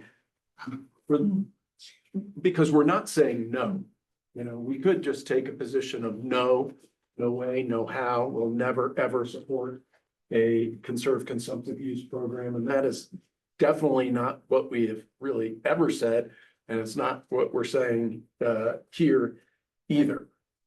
We don't want to be, for good reasons, this type of program might be necessary.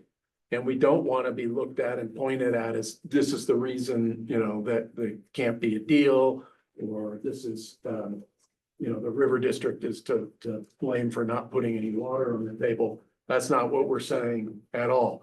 And part of hand in hand of that goes to the second reason, and this goes to the local involvement issue that Director Chandler Henry mentioned, is all you have to do is look back to last year's participation to see what happens if you just allow, sort of willy-nilly water users to participate without thinking about what the consequences are.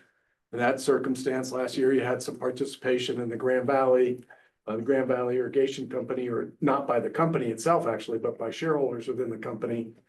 And the company objected to that and said, hey, we never authorized this. This could impact our ditch operations. Not only did it put, it was a relatively small amount of water, so I don't think the impact on their ditch operations was huge in that pilot project scope. But the state engineer had the effect of, and we think, probably rightly so, saying, well, if you're not using that water, then you don't get to call for all of it. If they're not calling, if just hypothetically, the ditch is 100 CFS and it gets reduced by 25 CFS because a quarter of the land is not being irrigated, the call is now 75 CFS. Where's that water going? It's going to the next junior in line.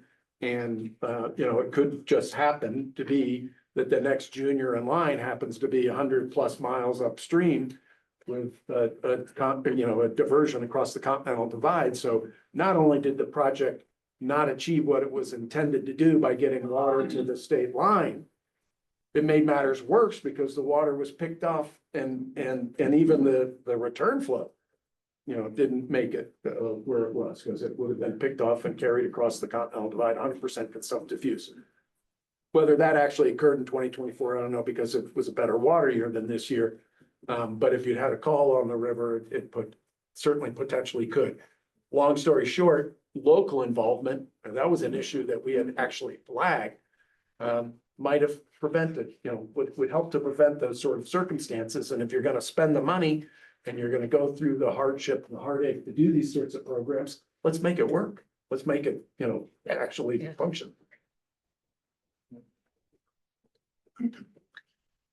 So Andy, how are you envisioning that we can help with this? I mean, are we talking about elected officials talking to people, to the commissioner, or endorsing something as a board, or what are you imagining we can do? What I could imagine is that you could direct staff to meet with water users throughout the district to talk and entities like the conservancy districts that are set up around, to talk with them about these principles, these ideas, get their input, their thoughts, try to refine these, bring that feedback back to this board.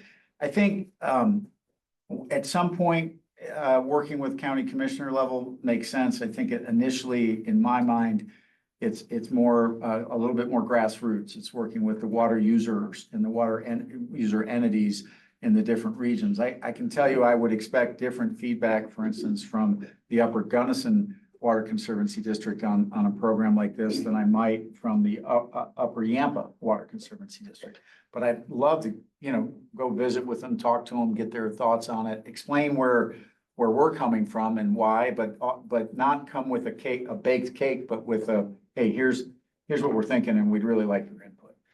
We are also intend to be talking with agricultural groups, Colorado Farm Bureau, cattlemen's, those kind of groups to try to understand their thoughts and frankly, many of those groups have policies and mission statements that align with ours in terms of protecting the agricultural industry and the communities that depend upon it. So trying to figure out where those groups are and see if we can create alignment within this world of water, so that we can be proactive and create a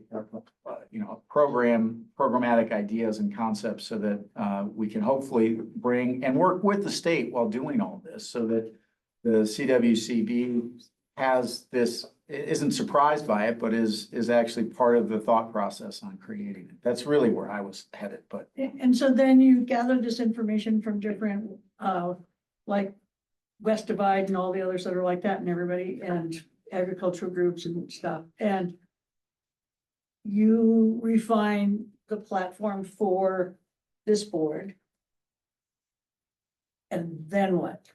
Well, again, working with the administrative agencies, DWR and CWCB, and then also working with our legislators, key legislators who sit on the agricultural, water and ag committees, those who have positions of leadership within the House and the Senate, so that they're fully informed and that they have a counterbalance to the pressure they're receiving from groups that are lobbying to change state law right now to allow shepherding. So that's. And then how do they then take, maybe they come up to some almost consensus, or how do they then take that to the commissioner who can then take it to the compact argument? I'm not so interested in what happens on this outside of the state, other than limiting the size of the pool we might have to fill.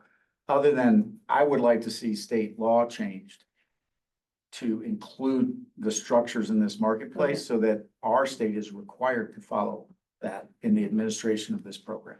And so if we then codify that, then we have to abide by that, and then whatever goes after that within the compact has to respect that? Is that where you're? Right, within the operating guidelines, yes. Yep.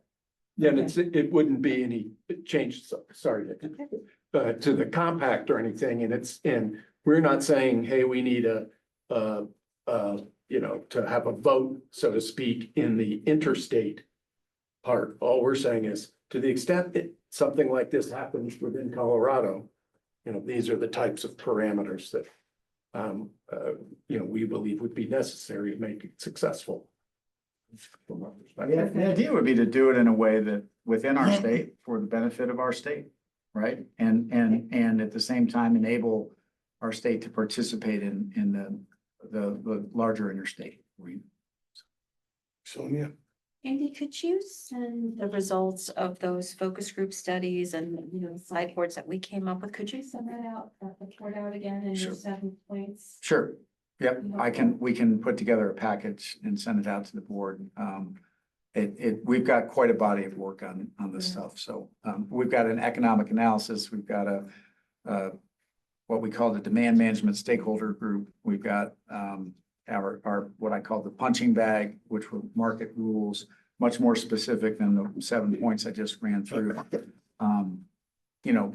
I want to make sure that it's clear to anybody who receives that stuff, that's not what we're arguing for today. That's just some of the ideas we Came out of that study, yeah.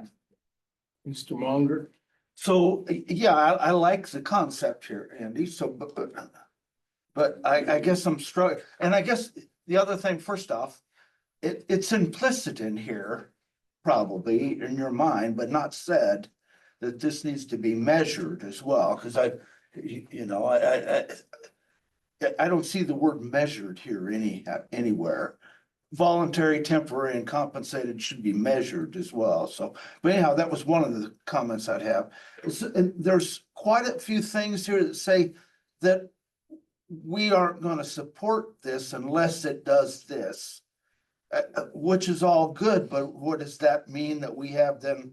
If it isn't acceptable to these concepts, we're against it and veto then, or we just are not going to be supportive of it. Well, in order to set anything like this up, in order to set up just a plain shepherding to the most complex marketplace you can think of, our state has to change state law. Right. So we get to weigh in, just like we do On on how any it's other gonna legislative session, how it's gonna change. This board takes positions, we look for allies, we get allies to take positions with us.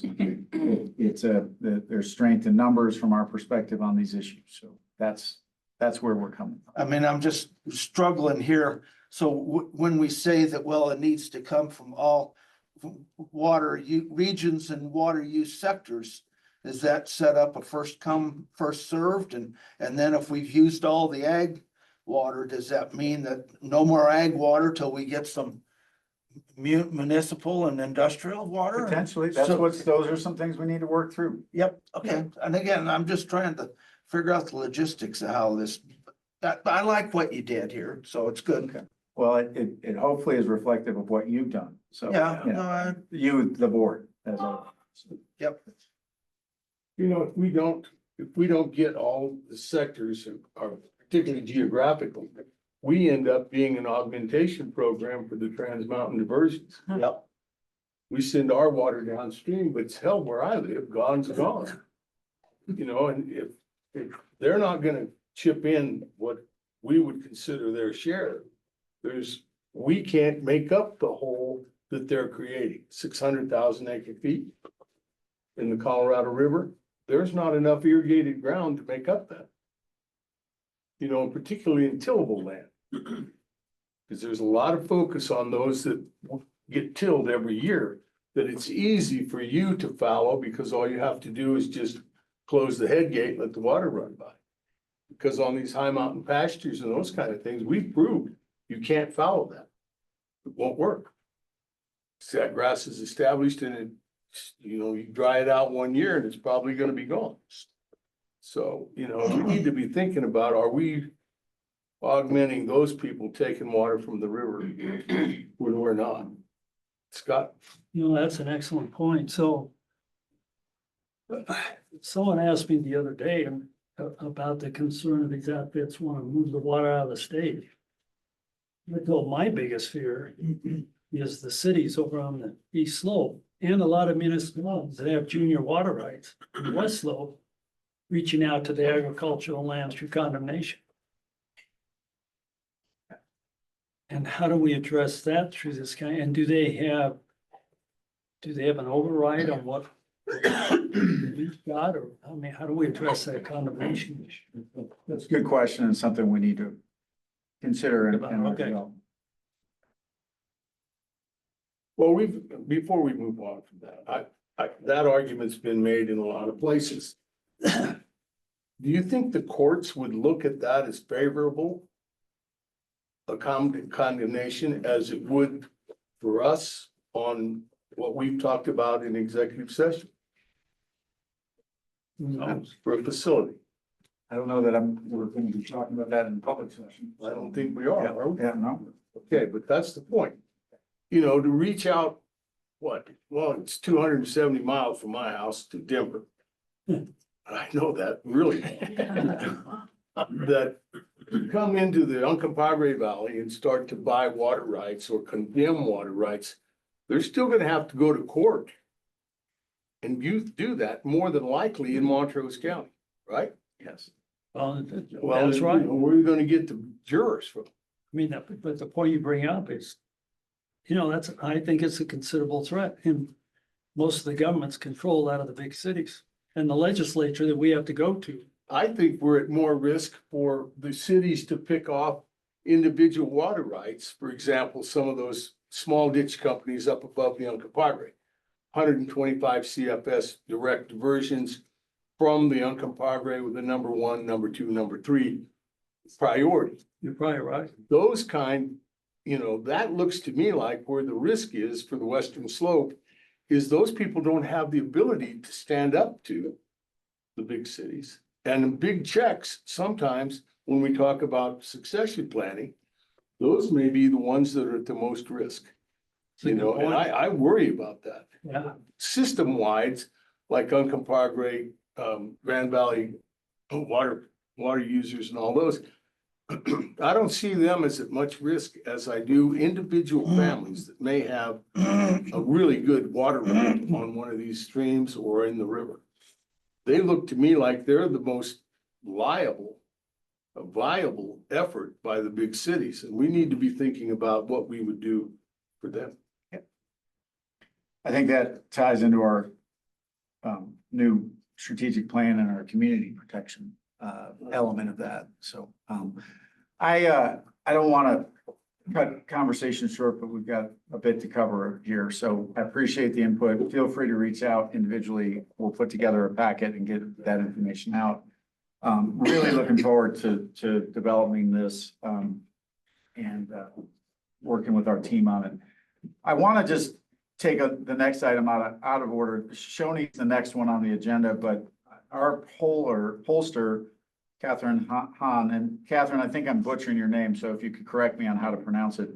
But Catherine, if you want to turn on your microphone and camera, and we could talk about the triennial survey that we had you perform.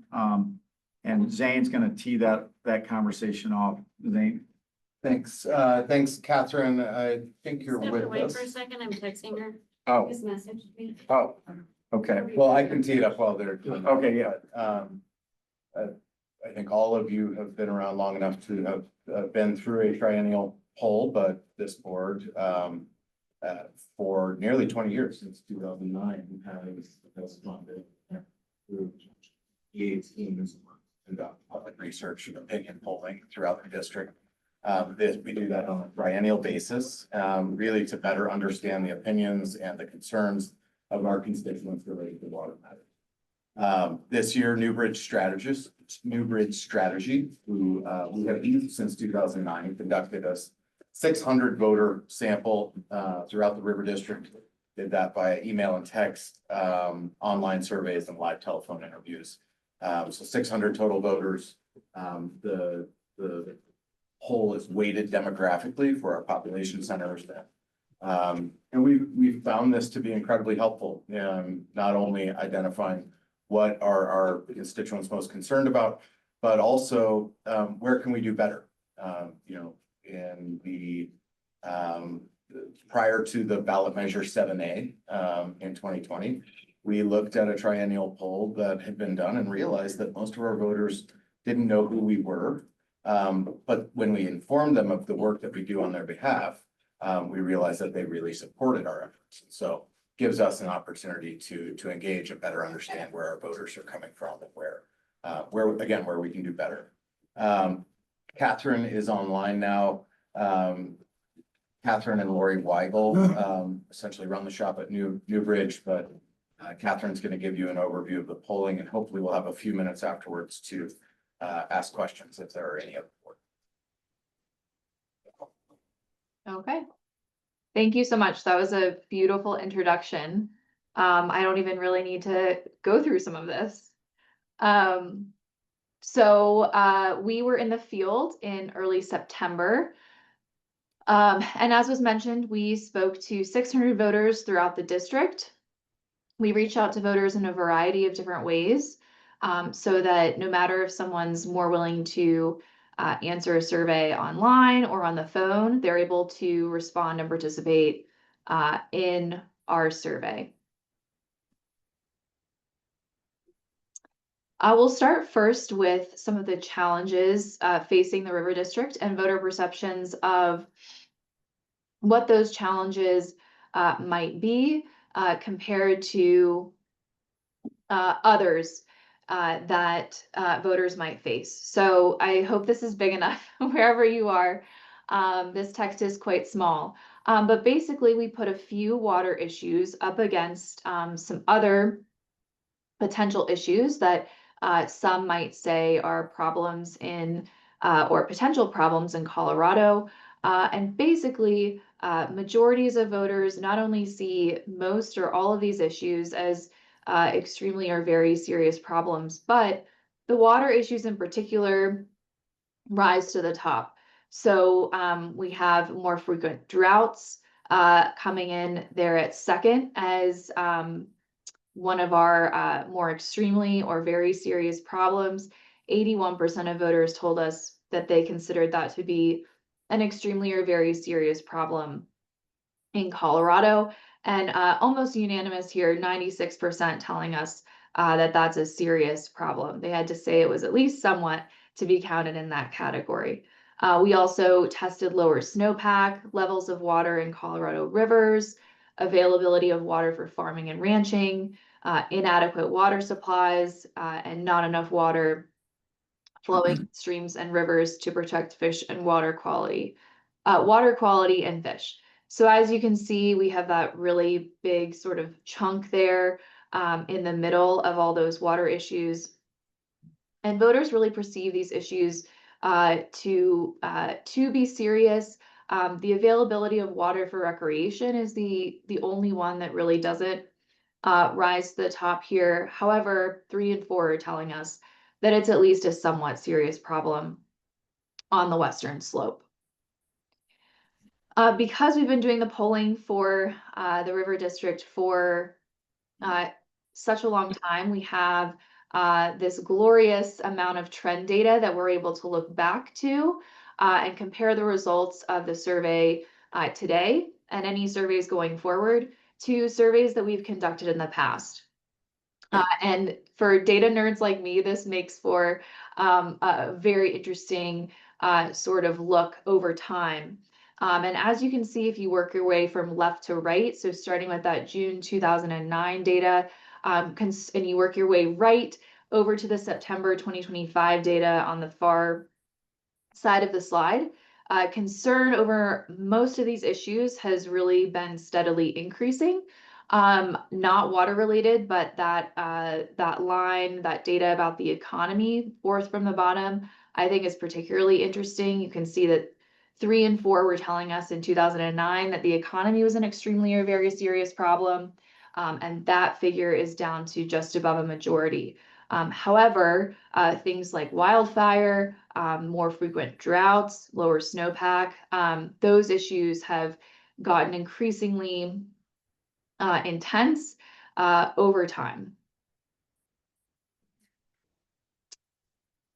More specifically, nearly 4 and 5 tell us that Colorado does not have an adequate supply of water to meet future needs. And we defined in the survey future needs as 10 years from now. We peaked last time we were in the field in December of 2022 with 84% telling us that there was an inadequate water supply in Colorado for future needs.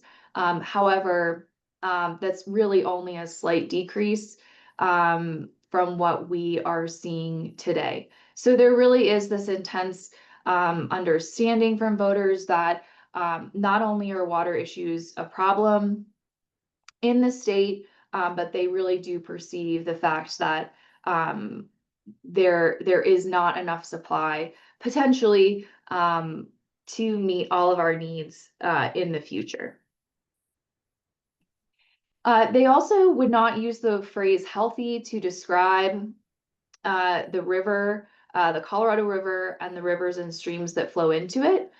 We provided them with 5 different words or phrases and asked voters to tell us how well or not well each described the river and the streams, the Colorado River and the river and streams that flow into it.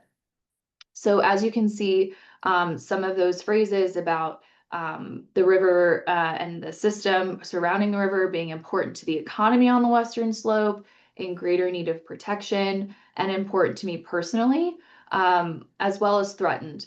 Voters tell us that these phrases describe the river and the river system well.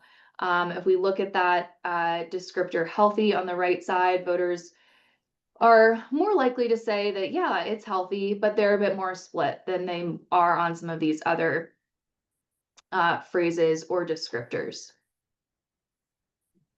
Again, we have some really interesting trend data here. These numbers have stayed fairly consistent since 2009. However, there has been some decline in intensity on whether voters feel as though the river, the Colorado River and the system are important to them personally. But as you can see in terms of that third description in the middle there in greater need of protection has basically stayed between 55 and 58%, saying that describes the system very well since 2009. Healthy, that descriptor has fallen from 34% in 2009 down to 15% today.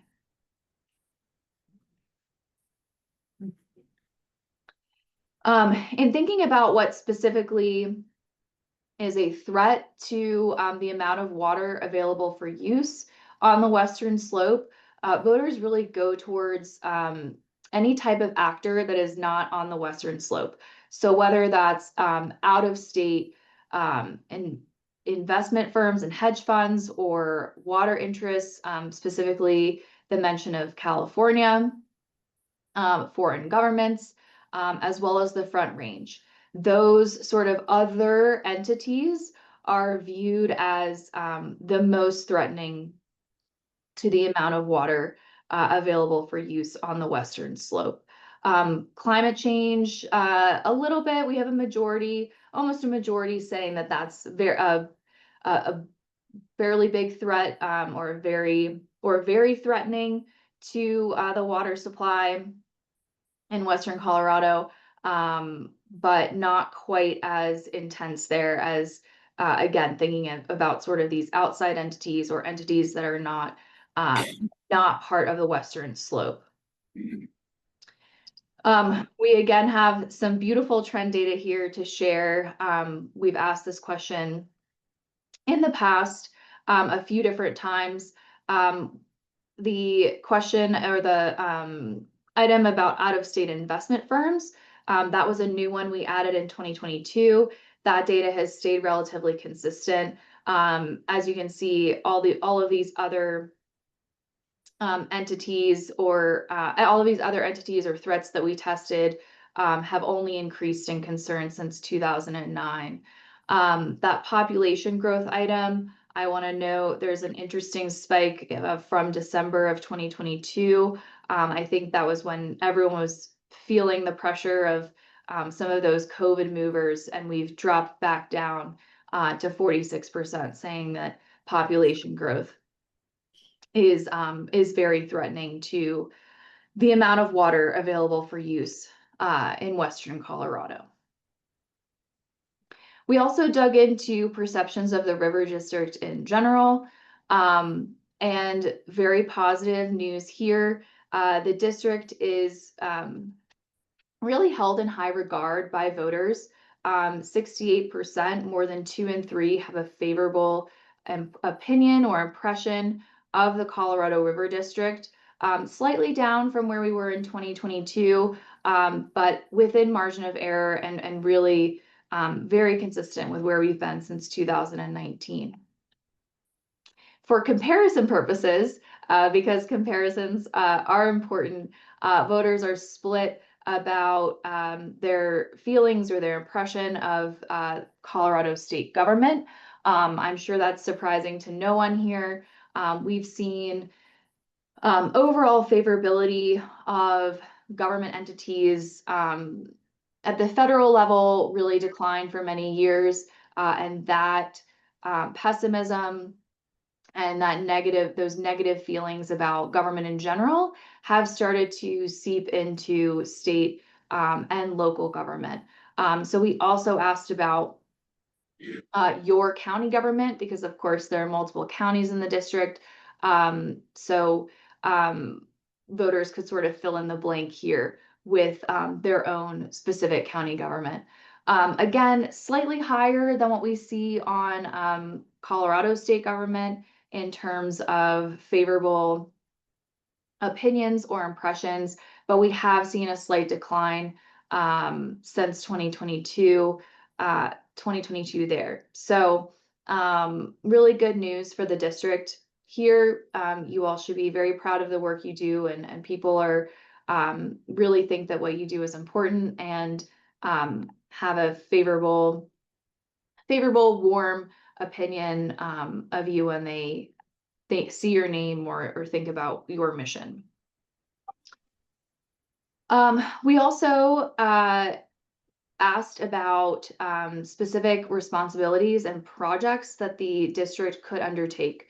And we asked about this in two different ways. So first, we asked voters to tell us whether they felt as though each responsibility or project that's listed on the slide was extremely, very, somewhat, or not important to the district, for the district to perform.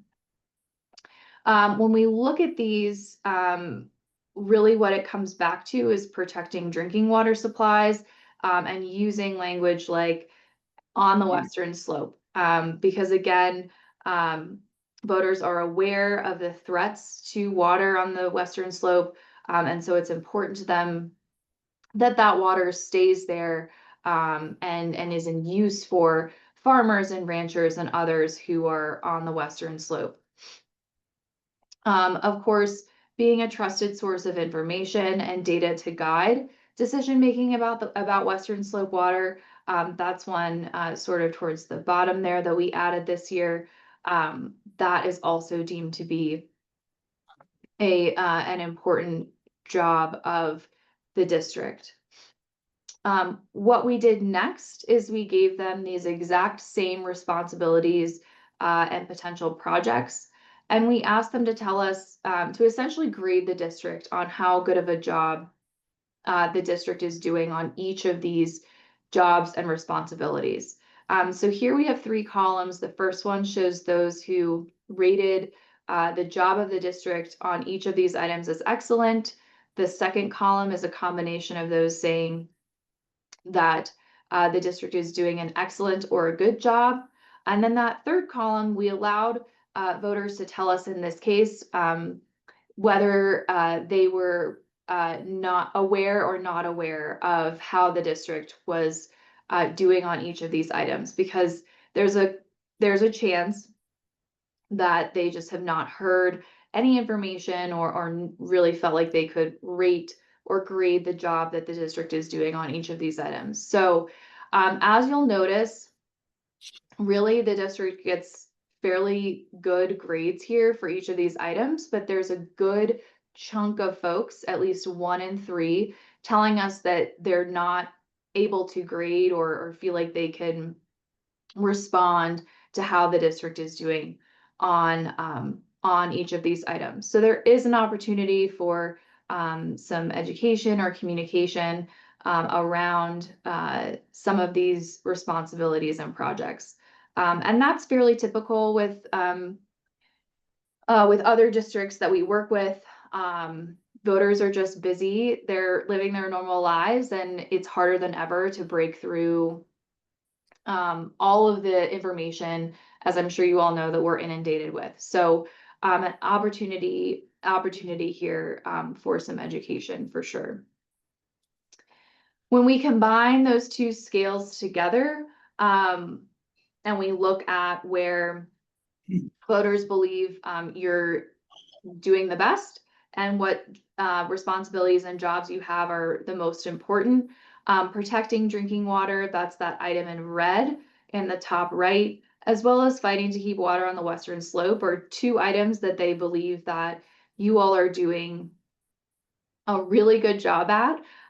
For those that were able to rate that responsibility, and they believe that those are your 2 most important responsibilities and projects that you undertake. So just a different way of displaying this data, and hopefully helpful in terms of thinking about the responsibilities and projects of the district going forward, and how you're talking about and communicating those items.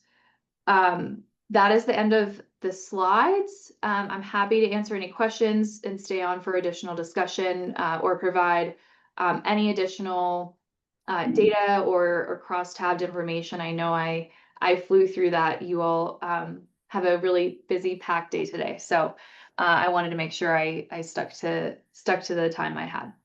Thank you. Question? Any questions from the Yes, board? ma'am. Catherine, could you tell us a little bit about the demographics of the survey respondents, like age, gender, geography, political party, anything that you ask about, and tell us how balanced your responses were in those categories? Sure, absolutely. That's a great question. So for this survey, we looked at voters throughout the district, which means that when we interviewed voters, we drew them from each county in the district proportional to the population in the district. So Mesa is obviously the biggest county in the district, so the most number of respondents came from Mesa. But we also have representation from the other counties as well. In terms of party breakouts, a plurality, 43% are independent, 36% are Republican, and 21% are Democrats. And then when you look at age, it's about 50% 55 plus, and the rest are under the age of 55. We also ask a demographic question about how long voters have lived in the district, and this is fairly consistent with what we've seen in the past. But about 66% have been in the district for more than 15 years, and the rest are newer to the district. We actually had 12% who said that they have been in the district less than 5 years. What else can I tell you? We also ask about education, and we're able to match that to demographics in the district as well. So really, we are fairly thorough in how we're making sure that the demographics of the survey line up with the demographics of the district, because voter files are public data. We're able to access that information and ensure that we are in line with those files when we do when we set quotas and when we weight the data as well. Great, thank you very much.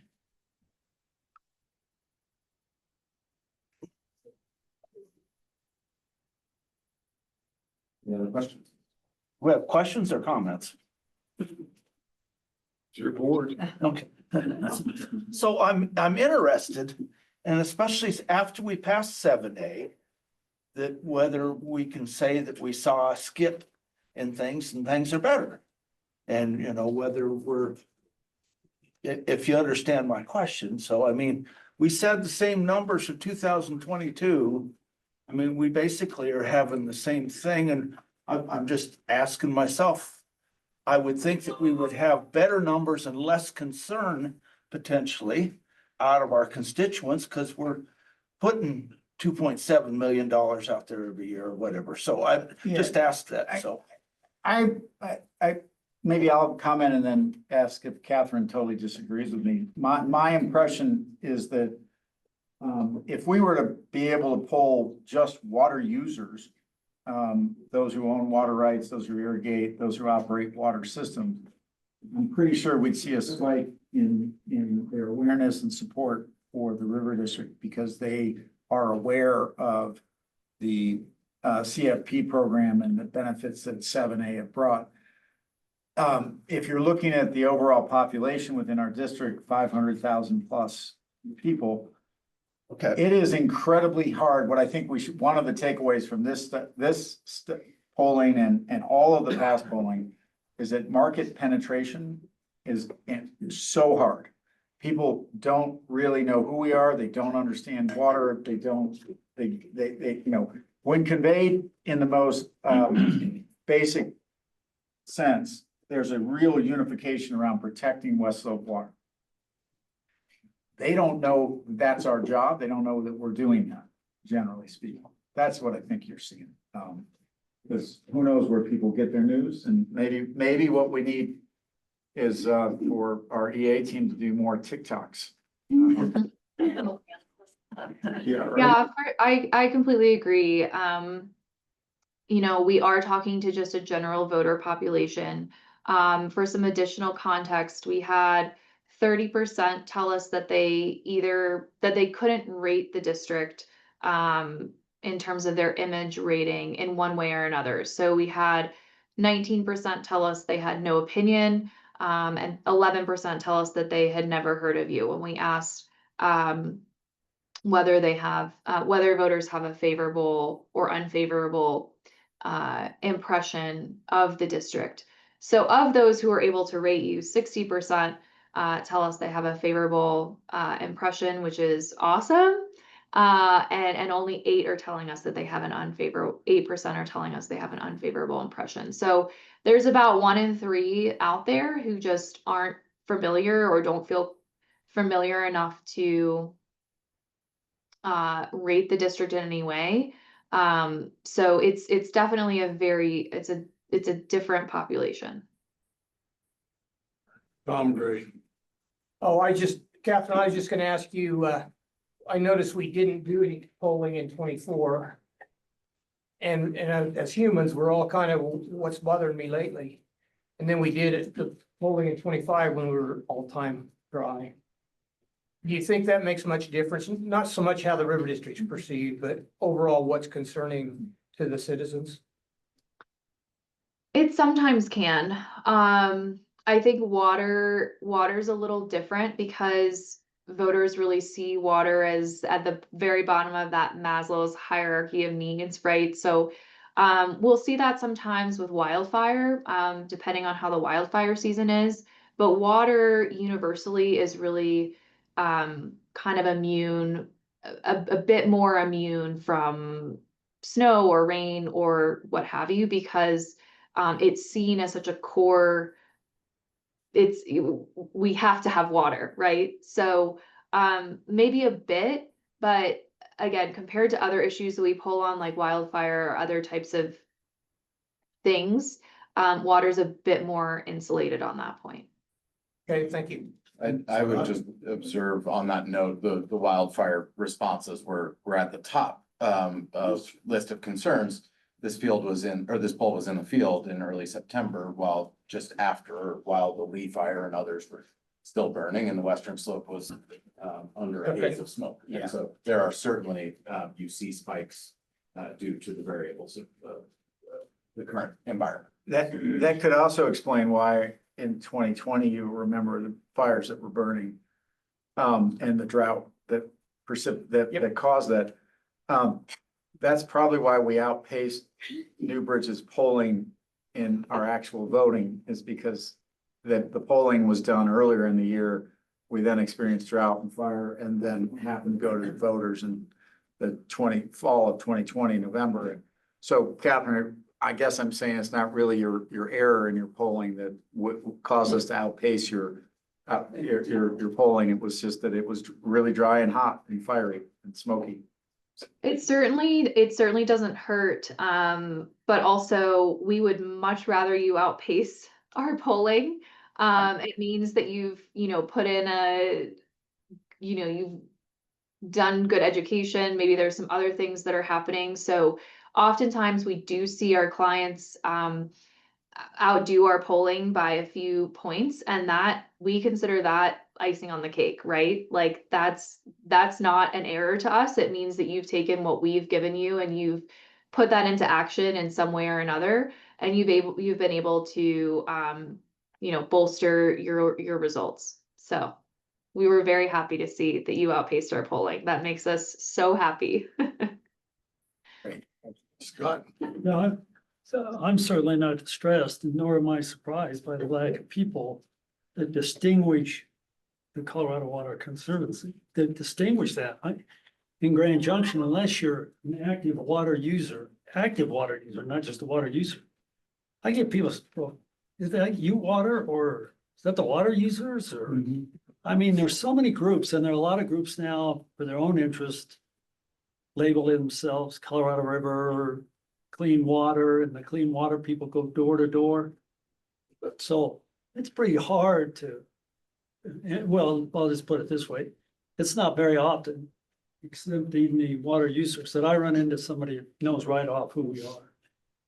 There's too many of us out there. Right. There's only one guardian angel. That's what I tell them. We're the guardian angel of the Colorado River. Oh, okay, okay. Maybe we need a new tag. Put it on a hat. Catherine, Actually, I I had did have it. one more question. It seems like a pretty significant drop from June of 2009 to this latest poll on the river is important to the economy and important to me personally. Do you have any interpretation of why those two have dropped? Because that seems like that's an important piece for us to think about. Yeah, that's a good question. I mean, so I guess I wish I could show you this other document I have pulled up. So that slide actually showed the intensity. So we were showing those who were saying that those descriptors described the district, or I'm sorry, described the river and the streams and rivers that flow into it very well.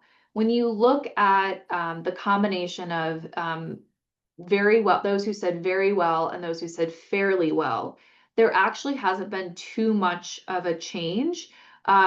Those all come in at like around 93 to 95%, telling us that that those phrases describe the river at least fairly well. So we, we're being a little nitpicky here, I would say, just because that's where the main differences were. But if you look overall, and this is my fault, it just wasn't on the slide. We just showed those intensity numbers. But if you look overall, there really hasn't been much change. There really hasn't been much change at all. Those numbers are still very strong. I mean, really, it's so rare that I see 93 to 95% consensus on anything I do these days. These numbers are quite strong. Well, Catherine, thank you so much. We could probably talk about this the rest of our meeting, but as you mentioned, we have a pretty packed agenda. So thank you for visiting with us today, and thank you for the work you did. We really value our relationship with you all, and having this historical data is really helpful for us. So thank you. Of course, yes, thank you all. We also feel the same about our relationship with you all and the good work that you all do. So thank you so much for everything you're doing, and looking forward to working with you all in the future. Thanks. Thank you. Right. We're going to move on to the Shoshone Water Rights Permanency Campaign. There's a lot of information in the memo about this. I guess I'm going to try to just highlight the work of our team at the River District at the CWCB contested hearing. This board's received communication from me and Peter on this right after the hearing, but I just want to say the staff preparing for that, leading up to it, the written documents were submitted by the district's team, and the presentations by our team were really remarkable. And if you have some time on your hands, I'd recommend going back and watching them. I sent an email out, the links. Orla Bannon did an amazing job. She's here, by the way, on behalf of some of our allies on the effort. It was really, to me, inspiring to watch and hear so many people with different perspectives and different types of attachments to the Colorado River speaking with one voice about how much it means to preserve this flow in the river. And it was great. Obviously, we were only there because it was a contested hearing. And as I say in my memo, some of the positions taken by the Front Range entities were at best perplexing to Peter and I and others, given our years of work with them and agreements that we've signed with them. And we're hopeful that the CWCB will do the right thing and accept our offer as presented with the co-management provisions intact. The Front Range is asking that they not have that co-management. Obviously, that would tank the deal. And you know, the alternative world where we don't move forward with that is one where we're probably very oppositionally aligned with at least three of the entities that we believe have breached their agreements with us at that point. And so hopefully we don't go there and the CWCB ignores those comments or hears those comments and makes the right decision anyway. I want to say that so the staff that and it wasn't just the staff that spoke, it was a huge effort behind the scenes to get the team prepared to present in that manner. So it was really great and really impressive. I do want to say we are continuing to work to make sure we listen to and are responsive to the requests of the CWCB board members, where we have a pre-hearing order or a recent order from the hearing officer. We have submittal deadlines coming up in the second week of November, where we'll be submitting some form of stipulation, whether with all the parties or with just some of the parties, on the 4 points that were identified by the CWCB as areas they wanted more information from us and the CWCB staff. We've got a team of us working on that. We continue to try to reach common ground with the Front Range. In fact, Peter and I have the joy of driving to Denver yet again on early Thursday morning to engage in some mediation yet again. We're going to continue to participate in that mediation in good faith. We're going to try to reach common ground. It didn't sound like we were succeeding if you listen to that, the comments from the Front Range, but we're gonna keep doing it. We're gonna try to be creative about it, while protecting the interests of the West Slope. I think I'll end it there unless there are questions or comments from the board about about where we're headed with that. But I will just say the staff really deserves a lot of credit for what the product was there. And all of our coalition. I mean, I think I mentioned in an email to you, I think there were 19 speakers from the West Slope in our environmental coalition. It's incredible. And the timing, the way that flowed, the way the message came across was really incredible. All right. Well, thank you. We'll move on to the Colorado River hydrology update. We have Raquel and Sam. And it's a good moment, although he's not here, and I was hoping he'd make a cameo. For probably over 2 decades, he's been with us for 29 years, but for 2 decades, you had Don Meyer presenting hydrology updates, and Don is retiring. Don's official last day we thought was last week. It seems to have extended a little longer because he's doing some record management at our request, because his records are his own style. But Sam and Raquel are amazing as well, and they've learned from both Don and DK. So we'll continue the tradition, guys. Thank you. Thank you, Andy. And yeah, big shoes to fill with both of those guys. Sad to see both of them go. Yeah, literally. But we'll do our best here. I'm going to start out with an overview of conditions on the West Slope this year. Then I'll hand it off to Raquel to talk about the bigger Colorado River Basin picture.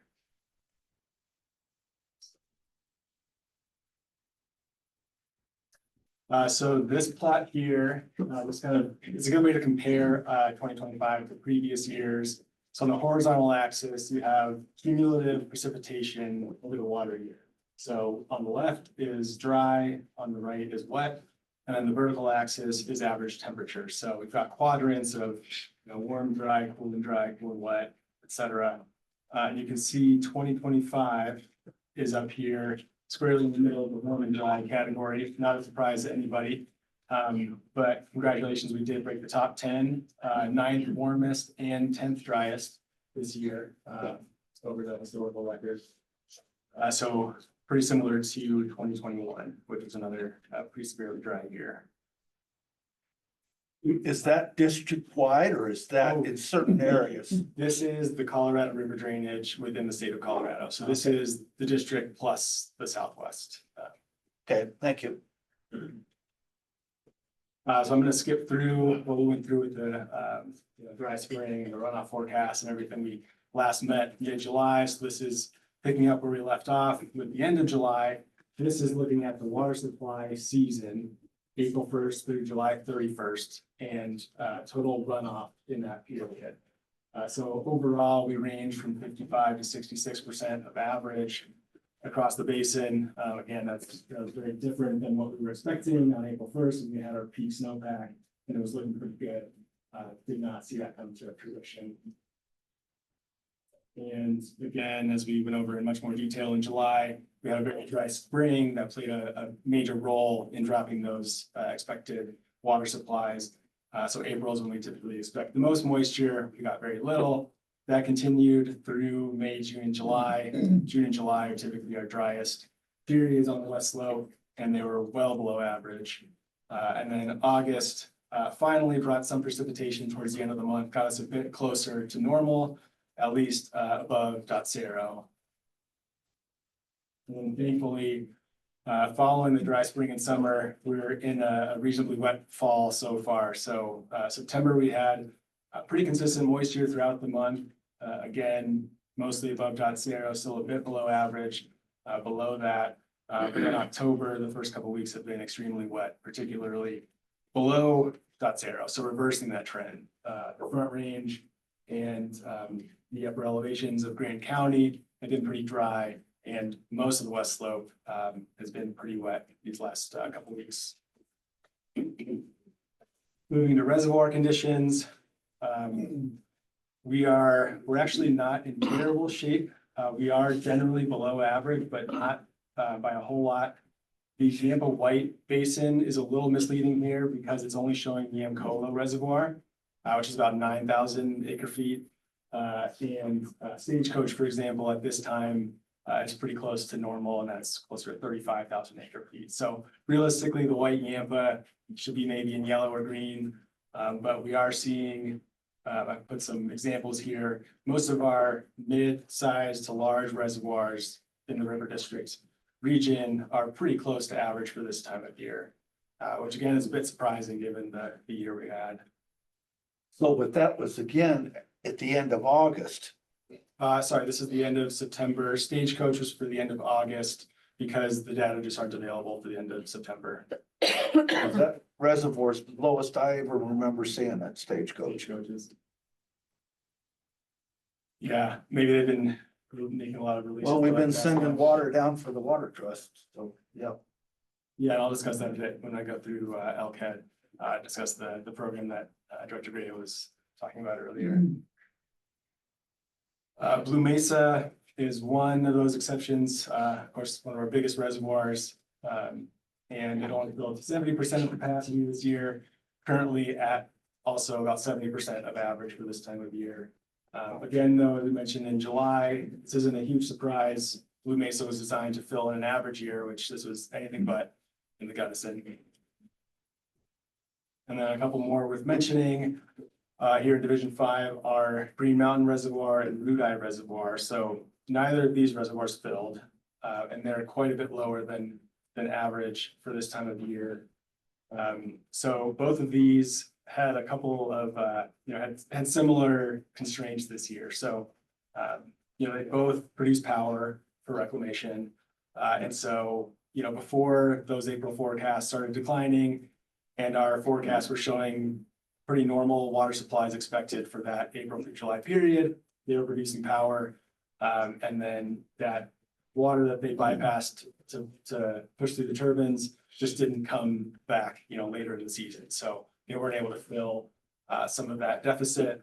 And of course, they're both below major transit conversions. So obviously without those, it would be a completely different picture. But on top of the Trans Mountain diversions, the power generation, when we were expecting more water, also contributed to that failure to fill. I'll discuss Green Mountain Reservoir in a bit more detail with the substitution year. Root, I would just point out when it doesn't fill, we miss out on 5,000 acre feet of recovery program water for a pool that's supposed to fill. It's supposed to be available in 4 out of every 5 years. Just the way it's practiced, it's not codified in any way, but that pool is deemed unavailable unless Root I achieves a physical fill, which we did not this year. I would say the recovery program was able to find other sources largely through contributions from the Colorado Water Trust and the CWCB to more than make up for that 5,000 acre foot deficit out of Root I this year. And so I think 61% of their releases this year to the 15-mile reach came out of Root I still. So this is a bit more detail on Green Mountain because it is such a major bucket, so important to the West Slope. So fill season this year was May 2nd through July 26th. Again, it didn't physically fill, so we had what's called a substitution year. And so in a substitution year, we assess a volume that the cities, Denver Water, Colorado Springs owe to Green Mountain.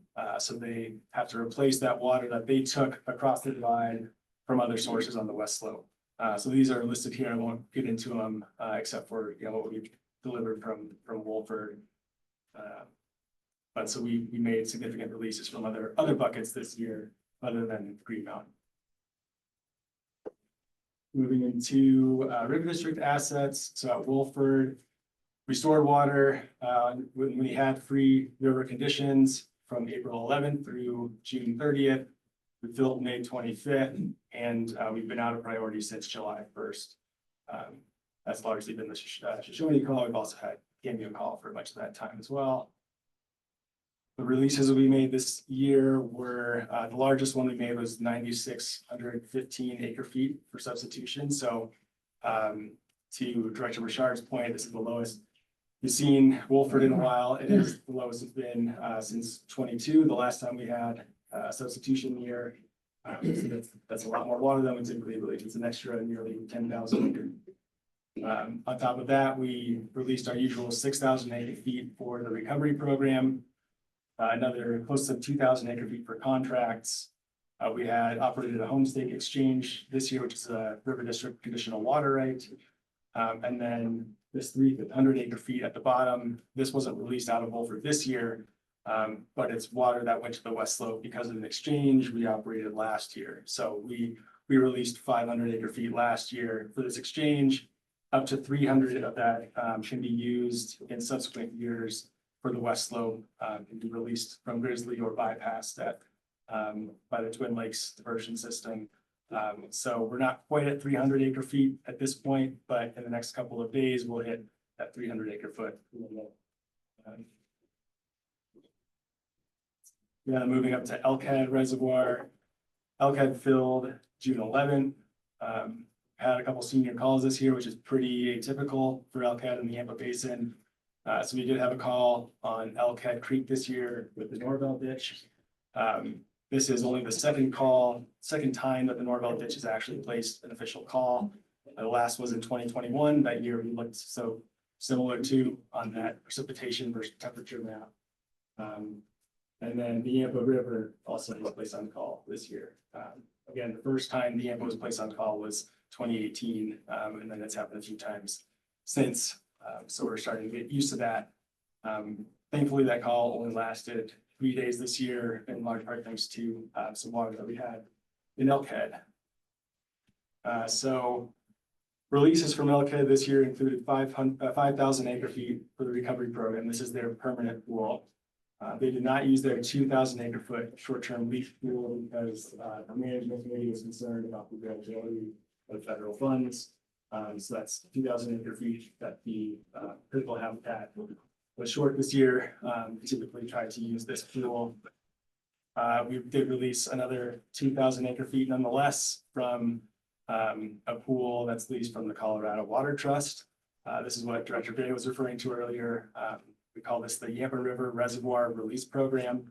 And this was a really successful year for that program showed the benefit that it can offer to the Yampa Basin. So I'll discuss that a bit more in the next slide.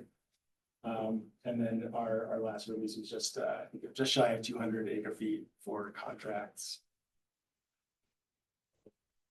So I wanted to detail this Yampa River Reservoir Release Program a bit, just because it was so impactful this year. So this is a 3-year contract, option contract we have with Water Trust. This is the second of 3 years.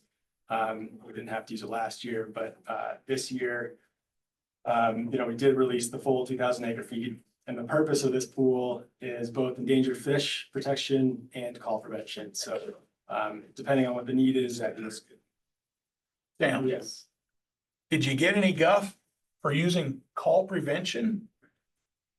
We've got a little guff from Division 6.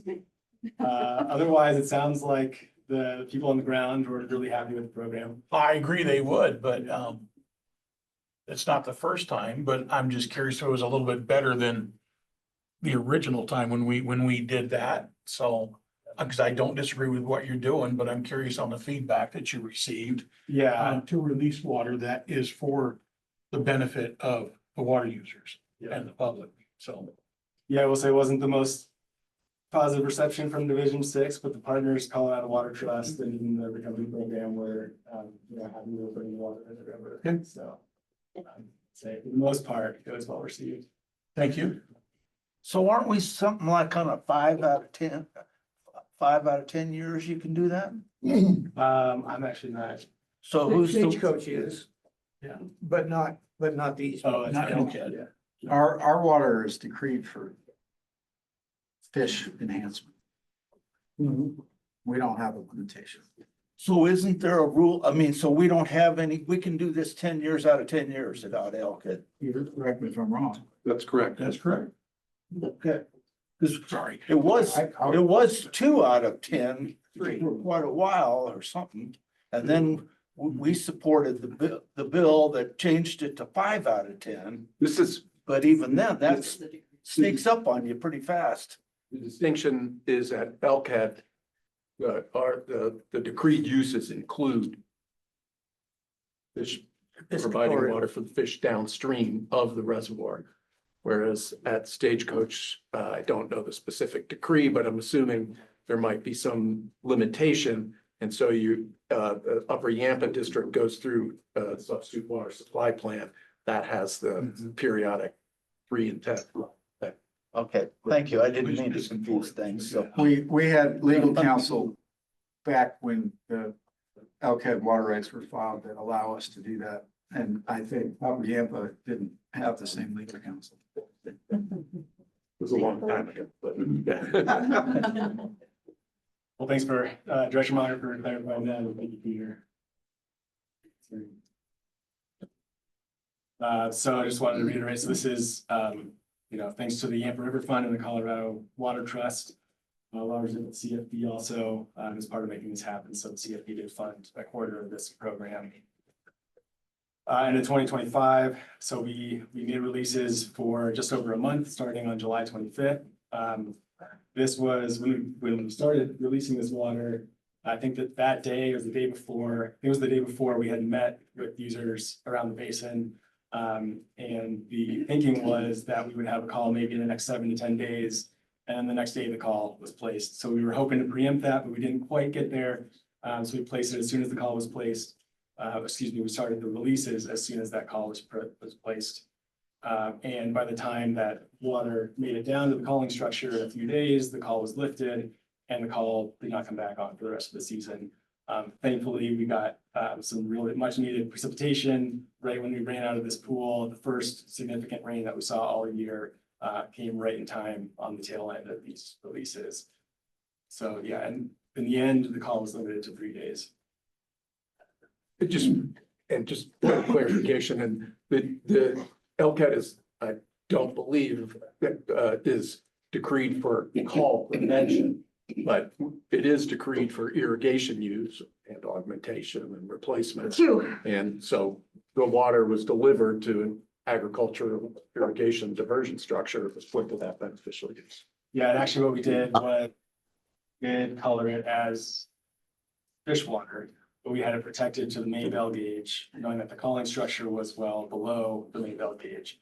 And so that allowed us to be protected through, a major diversion and then be picked up where it was needed to keep call out the river. Zooming back out a little bit, so looking at drought on the west slope. This is where we currently stand. This is the latest from drought.gov. So you can see we're still in pretty severe drought for most of the basin with a significant hotspot of extreme drought in Eagle, primarily Eagle and 15 counties. Over the past year, that's been a pretty significant degradation. Generally 2 or 3 classes for most of the west slope. With 4-class degradation in that hot spot. But I will say 2 months ago, this looked a lot worse. Both of these looked a lot worse. And within the past 2 months, both of that precipitation we got at the end of August, and then particularly with the last couple of weeks, we've seen a lot of improvement across the west slope.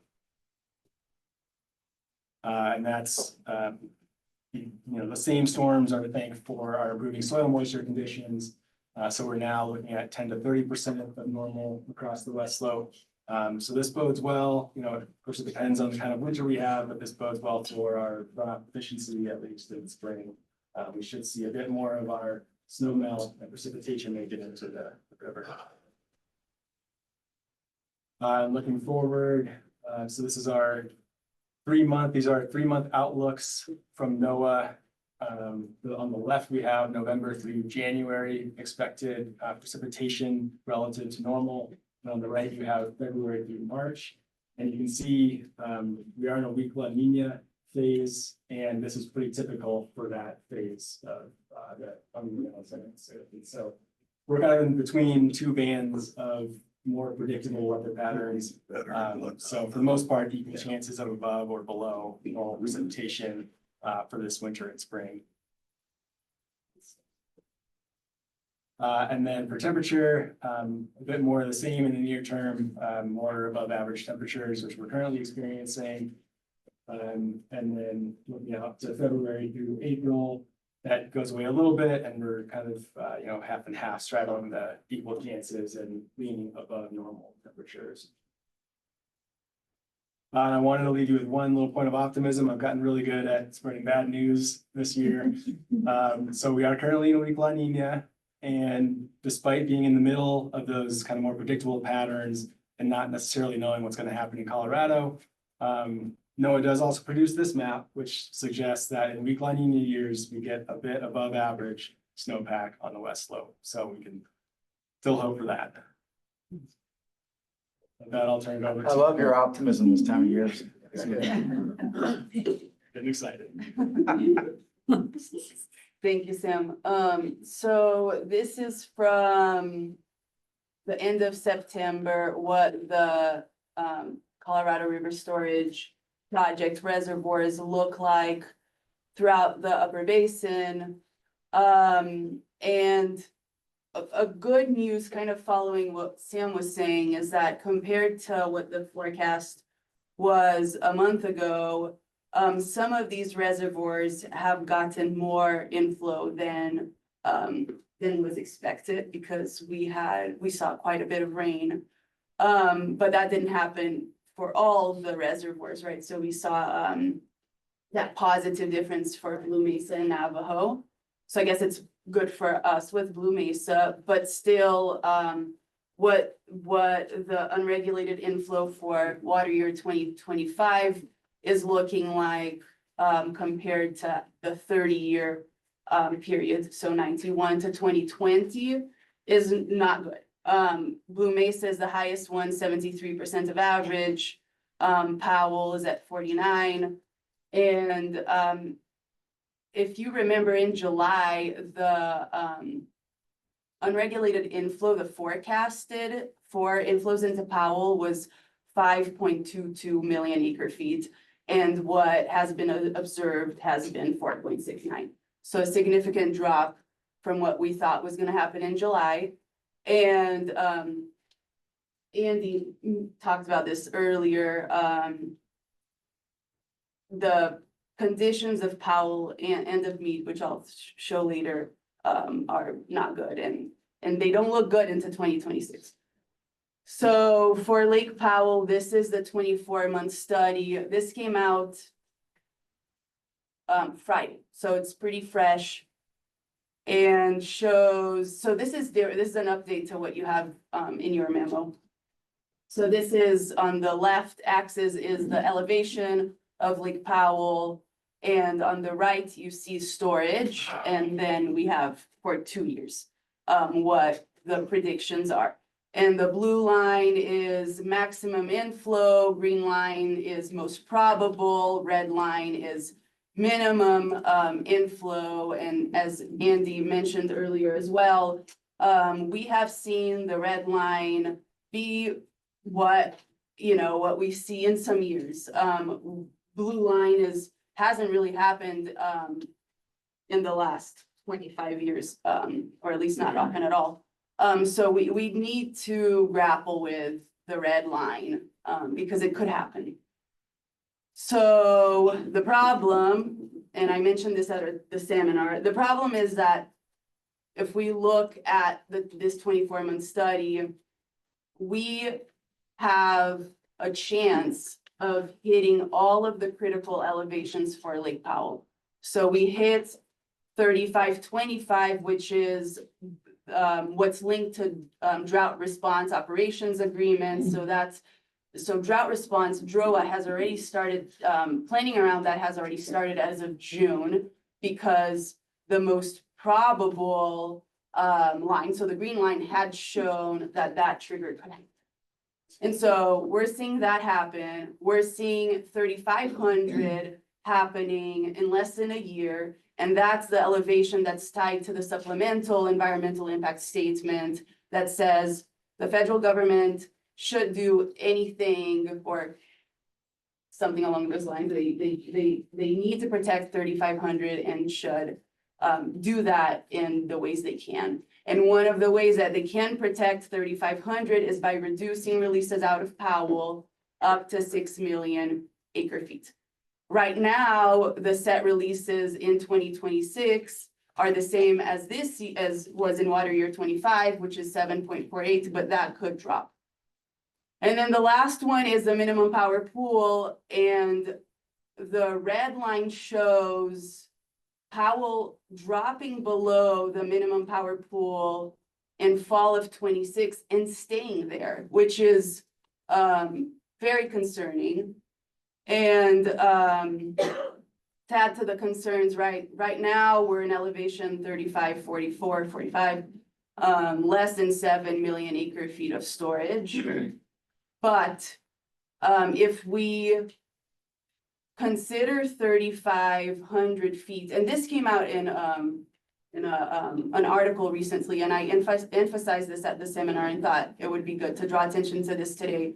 If we consider 3,500, the elevation where water above that can really be used. Below that, there are problems with that because of infrastructure at Lake Powell and how you get water out of the lake. And that's why the Bureau is trying to protect 3,500 with all of the mechanisms that they have. So if we say that's the elevation, water above that is not 7 million acre feet or 6.75, it's 2.5. 4.3 million acre feet of water is below that. And as Andy mentioned earlier, all of this, when we're looking at 2026, when these interstate negotiations have to be finalized, this just adds pressure to the negotiations, and we don't know what this winter is gonna be, and it could increase the pressures. With that, well, this is Lake Mead and the 24-month study. Similar 3 lines, but they are more consistent because Lake Mead is tied to releases out of Powell, right? And so right now, Mead has a bit over 8 million acre feet of storage. It's going to be operated with tier 1 shortage in 2026 as well. And And I'll say that a lot, like over 3 million acre feet of storage in Lake Mead is associated with ICS, which could create problems at some point as well. I'll not go into that right now, but I think that is, oh, to finalize, I'll just do a quick recap of what we presented. So this year we had relatively low runoff, 55 to 66% of average, really dry spring, really dry summer. We've had a wet fall. Reservoir storage is slightly below normal. Green Mountain, Rudai, and Blue Mesa reservoirs didn't fill. On the Colorado River Basin, we continued to drain Powell this year with inflows of 4.7, releases at 7.48, and we could reach all critical elevations in 2026. Questions? How do you sleep at night? What? How do you sleep at night? So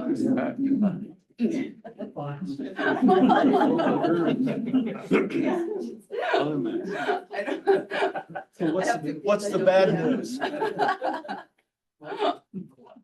I have a question for you, Raquel, and this isn't for you personally, but I know we've been advocating for and getting better data with the airborne observatories and so on. But anecdotally, I'll just take the basin I live in the Yampa. It was predicted at 96% of snowpack. Sweet. Whatever. But yeah, Sweet. and then we almost did Elkhead, which has a huge drainage area for the size of the reservoir, because we thought we were gonna get all this runoff, but part of that anecdotally was we all turned on early, just like Mike did on his ranch, because we could see the mountain. And we said, we better get the water on. Mhm. And so we took more, and then there wasn't near as much runoff because the snowtail sites are way up high. It wasn't so bad up there, but it didn't come down even into the Quakies very far. So all of us coffee shop talkers go, what, how are they predicting 90% runoff? When, look, I'm going home to my water. So if that's any indication of forecasting, and the negotiations are talking about, let's do releases based on supply, hydrology. Yet we're not even doing a very good job of, and you got to predict in order to set the releases sometime before the releases actually happen. So I know you're aware of that. Oh, I'm happy to speak to that, Yeah. at least a bit. I think right now, no snow measurement is perfect. The snowtail sites are great, but they are a point in a big watershed. And they are normally not at very high elevation. They're more like mid-level elevations, and it makes a difference if they're under, close to trees, if they're not, if they're facing south, if they're facing north. So they're really just a point measurement. ASO flights are great in some ways, but they're also limited. They're a snapshot in time. They are a watershed scale snapshot in time, but they're one snapshot in time. And ASO has, with their flights, they do some forecasting as well. Their forecasts were also off this year for a number of reasons. I think the main reason why all forecasts were off this year was because we had a very dry spring. And the forecasts have to assume something for the spring. They assume somewhat average, and that didn't happen. But I think more to make things complicated is that snow used to be a pretty good indicator of runoff.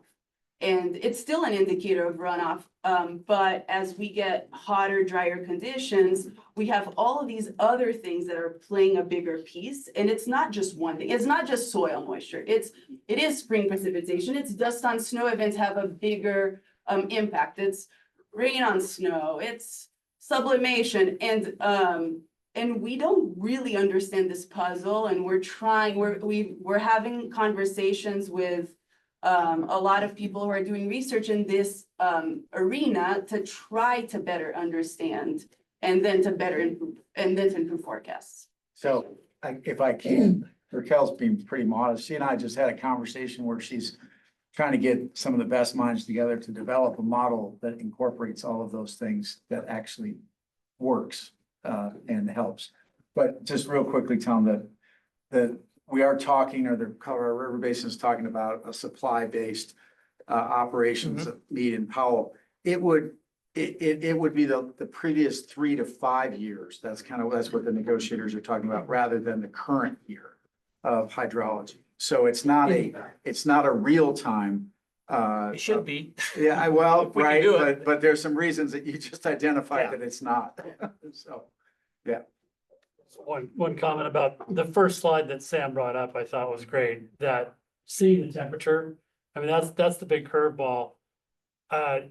You know, there have been years when in May, we get 7 inches of snow or something the first week of May. And it sticks around for a while. This year was the exact opposite. May 1st, all of a sudden it turned on, creek started running and it got hot and it stayed hot. And we talk about forest health, we talk about like soil moisture. Well, all those evergreen trees, every day it's above 32 degrees, they're using water. And so is every other plant. And we had more evapotranspiration across the board for a period where we had no rain at the same time. So that runoff efficiency really takes a hit. It does. Let me add a point of levity here. I seen a cartoon at the auto parts store this summer. And it showed this customer standing on one side of the counter. And he's pointing at this gigantic roll of wire. It's on a big cable spool like you see. And it shows the guy at the parts store behind the counter looking at his screen. And he's saying to the customer, "It won't do any good to point at it. We don't have any." And sometimes I feel like that's what we're doing. Well, Sam, Raquel, I want to thank you very much for your hydrology report. Raquel, just hang on for a minute.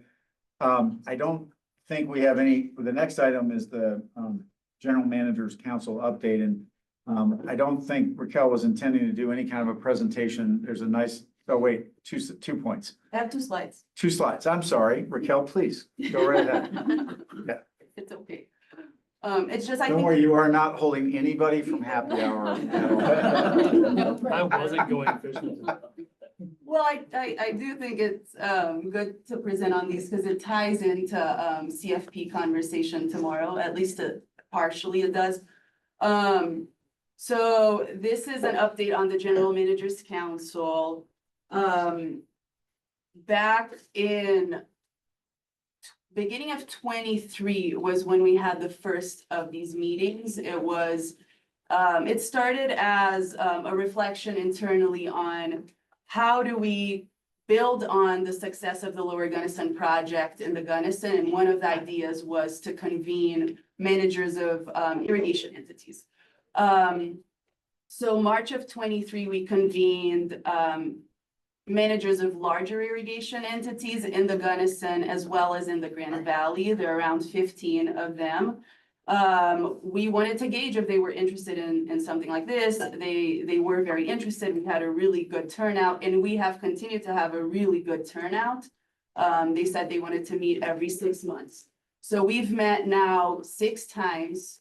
And the goal of these meetings are to strengthen regional connections, to promote the exchange of information and experiences, coordinate efforts, provide relevant educational opportunities, and also to inform what we are doing as a district. At the end of the day, I think the final goal is to create capacity and efficiencies within these entities. So this is a summary of what has happened in each of these 6 meetings.